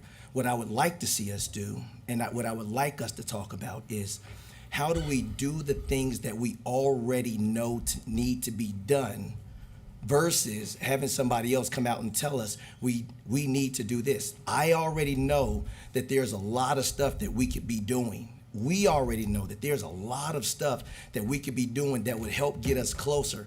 To have somebody else come out and tell me that, well, if you do it with this school versus doing it with that school, then that's going to be a better use of the money. I think that's a waste. And I'd like to, in order for me to sign off, we're going to have to really justify how is it that we've got all these smart people in this building that do amazing work and know a lot of things, can't look around our school system and say, these are some of the things that we can get done, or these are some of the things that we should be doing to help get us closer to carbon neutral. I don't have a problem with being carbon neutral. I have a problem with us spending a lot of money for somebody to come out and tell me what I already know. Director Green, would it be useful if because I know that this is part of the overall strategy with the climate action, the Community Climate Action and Climate Justice Committee, would it be useful for you to hear from them of how they see this fitting into the larger? This is the community group that we supported of experts, and it's a diverse group. Maybe, I mean, that might be helpful so that you could see what they're thinking about this roadmap's role in the overall. And I could speak to it too. So they have specialized experience in looking at building technology and building science. And they have actually, I think the city's first or second living building downtown. But part of the strategy, as far as I know from the climate justice group, is to look at where we can either capture carbon or we can reduce our carbon emissions. And it's very specialized. I mean, more than I think anybody in this room probably has. So, Chair Hollins, can I ask a kind of a point of order question? Yes. You know, we never ended up adopting the protocols from last year. However, we did implement some of them, you know, in terms of going forward. And I guess, and Director Green, not to, you know, get in the way of this. My understanding was that we had sort of put in place a process where board members could ask for something to be pulled from the consent agenda in advance. And that if it hadn't been asked for in advance and it got to this, it would require a majority of the board to pull it off. And if a majority of the board wanted to pull it off consent, it would be held over to the next meeting. I guess I just sort of want to ask this question, and I will be honest, I have not focused on this particular contract, so I am interested to hear a little bit more of the conversation, and Director Green a little bit more to hear your points on this. But I don't think the intent of our process was that one board member could hold up a contract indefinitely. I think the idea was that if one board member were to pull it off, it would be put up for a regular vote, and then a majority of the board would determine whether it moved forward or not. Yeah, I know that was part of the board protocols, but we never really finalized that, so we haven't really had a practice or a decision on that. But in respect for time, you know, I think there's some conversations that need to be had around this contract, because I also pulled it as well. So I think there's some other discussions that probably need to happen. But in lieu of time, we need to move on with the agenda. So we're gonna go ahead and vote for the items that's on there minus the one that got pulled. And then we can have a discussion around that with other board members as well. Are we going to be able to have the discussion today? No. No. So, Chair Hollins, would it at least be helpful for the audience, per your practice earlier, that they at least hear what the item is? We have our advisor for climate justice here. Just, I don't think folks know what the contract is. Well, that's not usually been a standard practice when we pull a contract. True. So I don't know why we wouldn't do that now. I mean, I hear what you're saying. It's not a vote. You're Yeah. correct. Yeah, I But think. I once again, don't for know the- that everybody understands what we're actually talking about. You're right. Yeah, so I think just for this one, we will just go ahead and just vote on what we need to vote on now, and then we can have those conversations that needs to be had for the directors to understand all the issues that happen. But we have a time limit now, so I want to try to be respectful of everybody's time. Thank you. So we're going to vote on the consent agenda, approve. We're going to vote on the consent agenda with the removal of the item. We're going to vote now on the resolution 6740 through 6742 minus 6744, 6745, and 6747 minus the item that was pulled. Yeah. So we get all in favor, please indicate by saying yes. Yes. Yes. yes. Yes. All opposed? And Student Director Silverstein. Yes. All right, so votes passed 7-0 with Student Director Silverstein unofficially voting yes. All right, so now we can move to, Can we decide that we will, though, eventually, soon, talk about it and Definitely. vote Yeah. on it as a board? in fact, Not leave it hanging we can there. bring it up at this 22nd meeting if possible. Okay. All right, now we need to hear comments from our union partners. We have the SEIU, Service Employees International Union has requested to speak this evening. We have Portland Federations of School Professionals also joining us today. And we have Portland Association of Teachers come to speak. So if all three of you guys can come down, that would be awesome.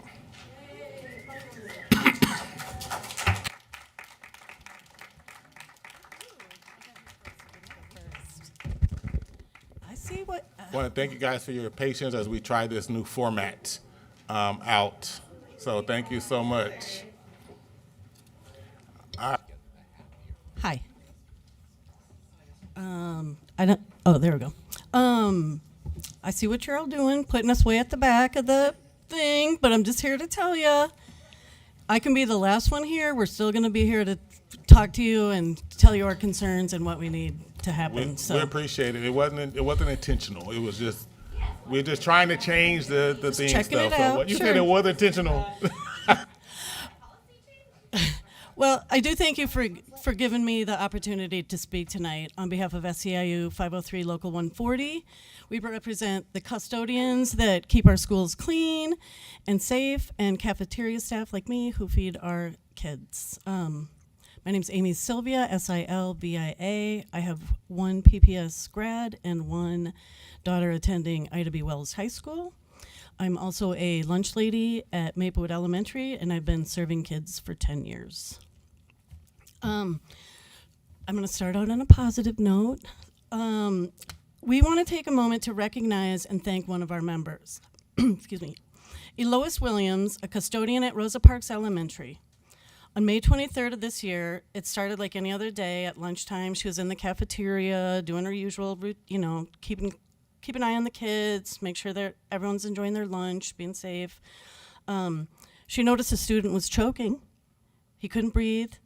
She immediately went into mama mode, which if you're a mom, you automatically know what that is. She ran over and she did the Heimlich maneuver and basically saved this kid's life. So we're often referred to as essential and heroes, but being a hero is not in our job description. And Elois easily could have just said, you go take care of it, or, not done anything. But that's not what we do. And we don't just clean our schools and we don't just cook for the kids. We love them and care for them like they are our own kids. And it's really important for us, SEIU, to recognize and thank Elois publicly here at the school board meeting. Elois, thank you for being the best kind of human being. We recognize how important you are to our community and to the Rosa Parks community.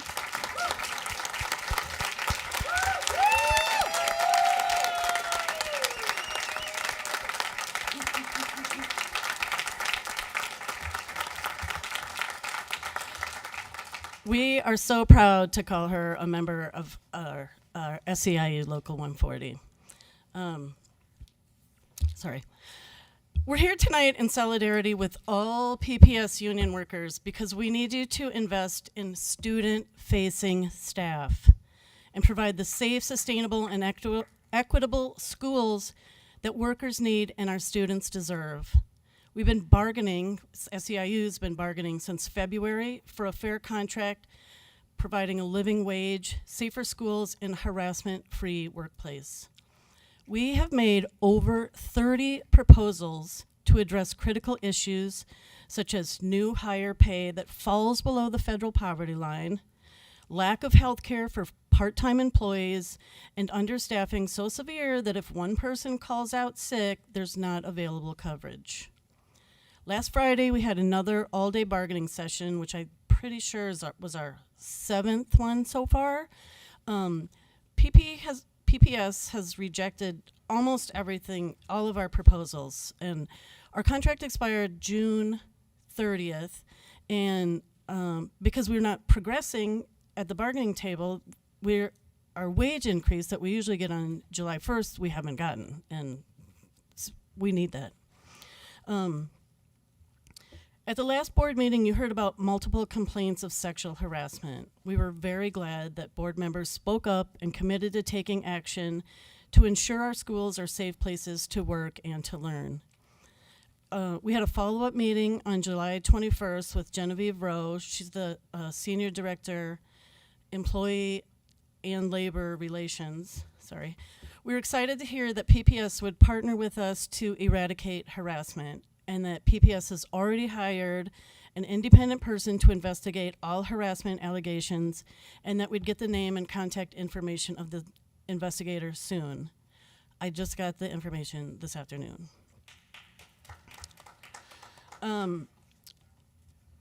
last week, a member of SEIU was fired without explanation 24 hours after filing a harassment complaint against a manager. Is that a coincidence? It feels more like retaliation. We call on PPS to investigate this matter, especially given the district's recent record of terminating female employees when they speak up against harassment of any kind at PPS. That was written earlier today. Interestingly enough, after we sent a letter to the board, we got an email explaining that this person actually was fired before their harassment claim, and they didn't, and that PPS doesn't fire female employees. I'm not familiar enough with the specific case, so I can't really speak to it, but I just feel like it's really erodes the trust. That I was so excited when Genevieve was like, let's partner, like we want to partner. That was the first time I'd ever heard those words out of her mouth, and I was very excited because I thought that was really great progress, and that's what we want eventually, is to work together to make a solution. So it just made me feel like, I don't know, it just erodes the trust at work and at the bargaining table. And so I just wanted to put in that we did get a response today, not when we asked on the day that this person was fired, but we got a response today after we had sent you all the letter saying, like, here's another example. If you are serious about creating systemic changes to eradicate sexual harassment in the district, there's what we think are 4 simple steps you can take. Number 1, ensure the district follows the sexual harassment policy and protects its workers. Number 2, schedule a follow-up sexual harassment meeting with all the PPS unions before the end of August so we can get a more district-wide understanding of the problems. We are currently working on getting a date for that set up. Number 3, provide thorough and meaningful in-person sexual harassment prevention trainings as soon as possible. And number 4, conduct an independent district-wide harassment audit and share the information with all PPS unions. I know that we just got the name of this independent person, and I had asked how you chose this person, and the reply was that they really wanted a woman representative, which I totally appreciate, but I didn't know how you choose an independent auditor. I didn't know how that works, so someone can explain that to me some other time. But I'll conclude my comments tonight by drawing your attention to our bargaining platform petition, which you should have all gotten one of these. It's been signed by a majority of the essential workers that we represent. We are united and ready to do what it takes to ensure our members get living wages and safe, respectful working conditions. We are asking PPS to bargain in good faith and settle a fair contract now so that when school starts, we can focus on our jobs and not on potentially picketing or even going on strike, just to achieve the safe working and learning conditions we need to succeed. So thank you.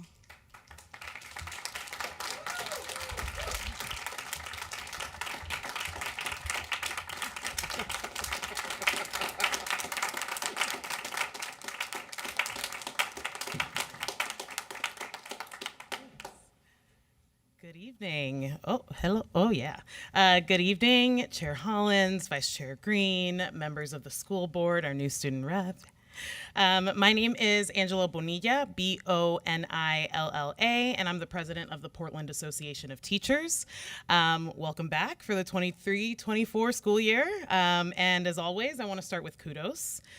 So kudos to Kristen Moon. She's been collaborating with our new PAT office staff because we are finally fully staffed in preparation for the new educator orientation next week. We always do these presentations together, one PPS employee and labor relations representative and a PAT member. So very excited that we've been able to collaborate.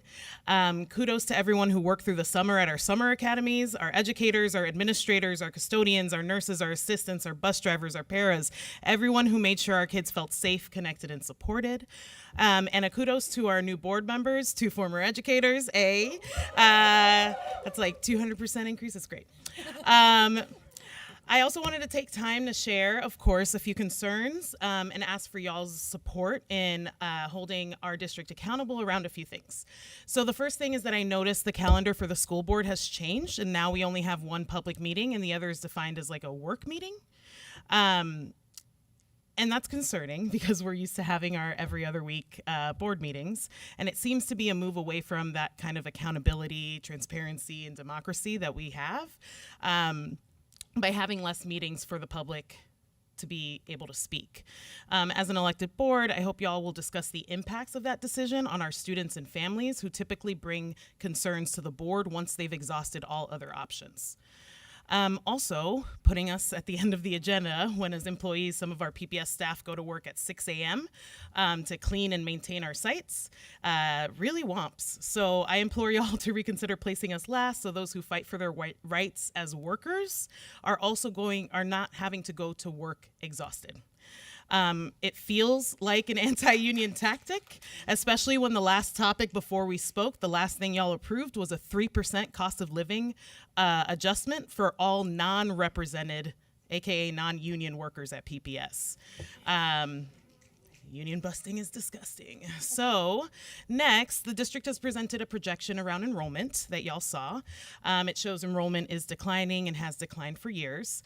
And I appreciate Director Brim Edwards' historical context on how we've been here before. We've seen this before, right?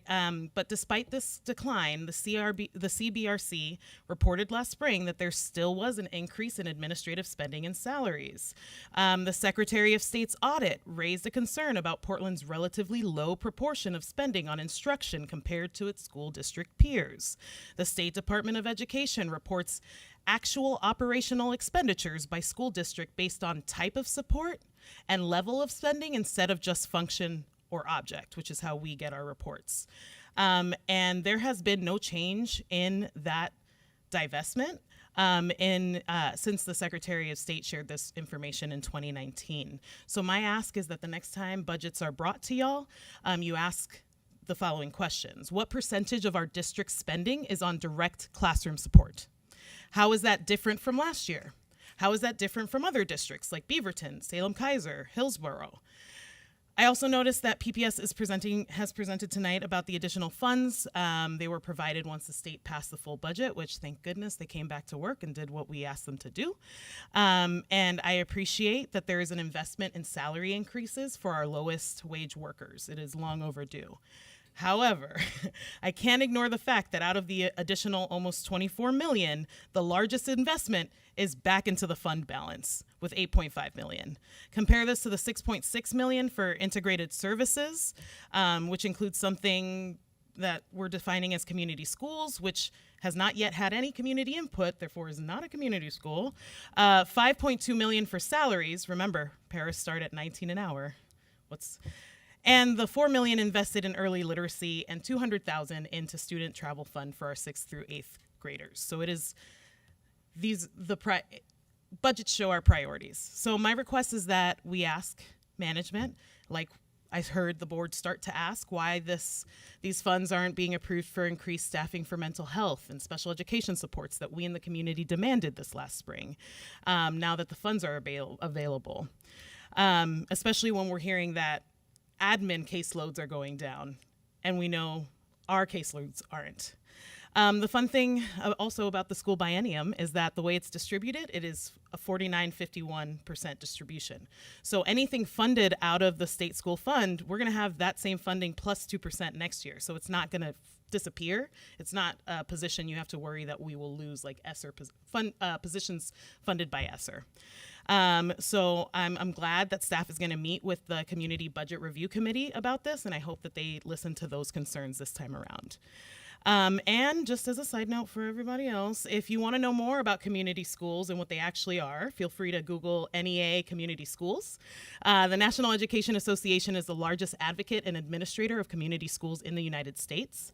I'm kind of a fangirl of community schools, so feel free to reach out to me also if you want to hear more, especially from a teacher and a union advocate who is from an NEA affiliate. We've asked our superintendent and chief of staff for more information around grants available for community schools last fall. We've also invited them to meet with leaders of the NEA community schools work. And so we're hoping they take us up on that offer this year. Lastly, I want to speak on behalf of PAT and publicly support and send healing to all staff and students impacted by sexual harassment and assault in PPS. This is not an isolated incident. This is not a few bad apples. This is a systemic issue that PPS must reckon with. PAT stands in solidarity with all those who have spoken up and those who are not yet ready to speak to their experiences. We've been sounding the alarm about sexual harassment in our middle and high schools for years, and not just against women and girls, but also our non-binary educators and students. When I taught sixth grade, my only foray in middle school, in 2018 and 2019, I had a student take a photo of my chest while I was teaching, used a filter to blow up my chest in the picture, and then shared it with fellow classmates. It was another female student who had reported this to me. How do you think that female student felt having to share that with me? Seeing that even the women in school with power, the teachers, aren't safe from harassment. And how do you think that's going to impact her ability to learn and her sense of belonging at that school? The culture at PPS schools is toxic and causes us to feel unsafe and undervalued. I cannot imagine what I would do if I had experienced sexual harassment by a colleague, not just a student that I understand needs to learn, and at the time we had enough staffing to have a restorative conversation with, to build repair, which most of us no longer have. As Ida B. Wells Barnett said, the way to right wrongs is to shine the light of truth upon them. So I just want to thank all the brave people who've come before us to share their stories and for shining that light. That is how we're going to help solve this problem. Thank you for the time today. Thanks for sharing.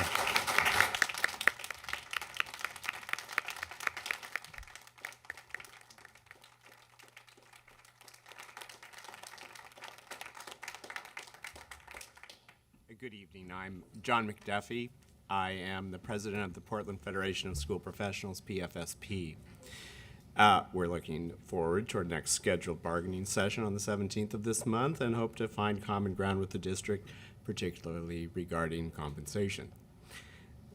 When fully staffed, PFSP represents about 1,400 PPS employees in about 70 different classifications. You would see most of the time coming into a school building, administrative assistants.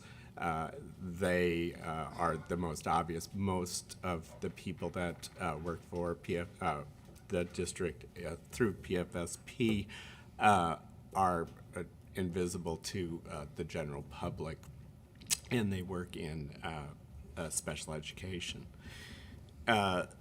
They're physically closest with the most at-risk and challenged students.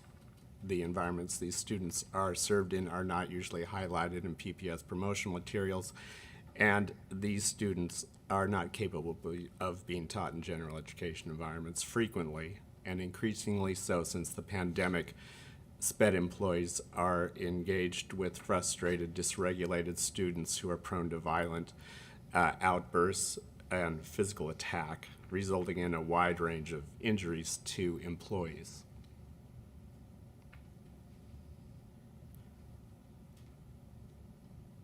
When inadequately staffed, these environments become chaotic and totally reactive rather than educational. Many of these employees remain at their jobs because they possess compassion, huge hearts, and are committed to serving others or giving back. Unfortunately, altruism does not keep a roof over one's head. Working in high-stress jobs for less than a livable wage is not a sustainable model for retaining desirable employees. The level of concern and patience required to be successful in these positions is high. Many of those PFSP represent have admitted when directly questioned that they routinely skip their Bureau of Labor and Industry mandated duty-free lunches and breaks because they're not willing to abandon their workstations or these children until there has been adequate de-escalation or because there isn't any appropriate employee available to provide adequate coverage for a break. Nearly all these employees work only 192 days each year and are only paid for 37.5 hours a week. You've heard lots of related testimony. I've offered nothing new here. We need to train and retain employees with these skills necessary for these students to grow, to build confidence, and find success. The loss of trained, veteran paraprofessionals over the last 3 years has been grueling and demoralizing to those remaining. Understaffed SPED environments, or worse, those environments run by unseasoned staff who require hands-on training by burned out, underpaid staff, is a recipe for disaster. We are stretched thin, we are breaking. Unfunded mandates aside, these employees and students require attention now. Please find remedies for these employees. They provide the frontline needs of the district's customers, our students and families. Recognize their value, enhance their dignity, provide the leadership and support they need. Let their working conditions and pay rates reflect the respect you have for them. I'd also like to point out some positive things in support of the upcoming school year. The district is providing comprehensive clerical and admin assistant training August 15th and 16th. Jay Buno and Michelle Murr have really been stepping up with providing training for new paraeducators. They will be having a 2-day intensive, comprehensive SPED training for new paraeducators, August 24th and 25th, and then twice each week following that through early November. I'd like to introduce Charlotte Fisher. She is a paraeducator with Pioneer Program, and she has some statements of solidarity and support for victims of harassment.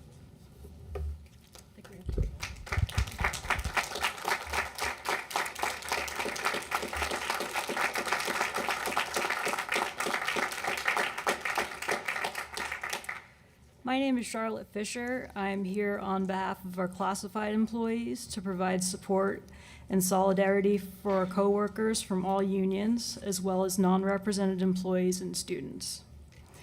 I have recently had the privilege of being able to talk to individuals from PFSP, SEIU, PAT, and non-represented staff. While I would love to talk to these people about strategies to better serve our students, progress has to get pushed aside for a bit while we address sexual harassment and retaliation. All of the courageous people who have shared their stories with me have, while working at different job sites and different jobs, told me the same thing. They endure sexual harassment and or racial and or gender discrimination. They report said harassment and or discrimination. They're informed there is a zero tolerance policy and endure retaliation afterwards. At this point, they become so miserable and frightened that they feel they have to quit or move to different sites. Sometimes there's an investigation, and sometimes they handle things in-house. I spoke with an employee whose sexual harassment and reporting resulted in immediate retaliation with no safety plan in place. These individuals who have spoken and shared with us should be honored for their courage. These people are sharing traumatic experiences with us, hoping the next person who has to go through it won't feel quite as scared in the future. Our employees and our students are sharing their stories, hoping this will move our communities forward into a more honest future. PFSP 111 stands with all of you, students, teachers, classified, and non-represented staff. So many of us have firsthand knowledge of what you are going through. It is so frightening when your livelihood depends on having to endure stress and abuse. We are here to listen. We are here to learn. We are here to let you know you aren't alone. Things will get better. We can do better. Thank you.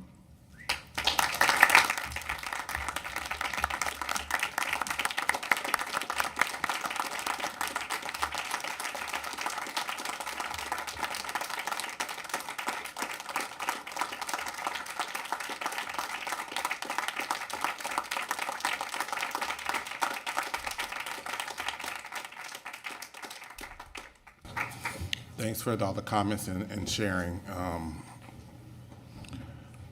from our union leaders. At this point, this meeting's been adjourned, and the next regular meeting of the board will take place September 5th. Thank you. That's it. Right.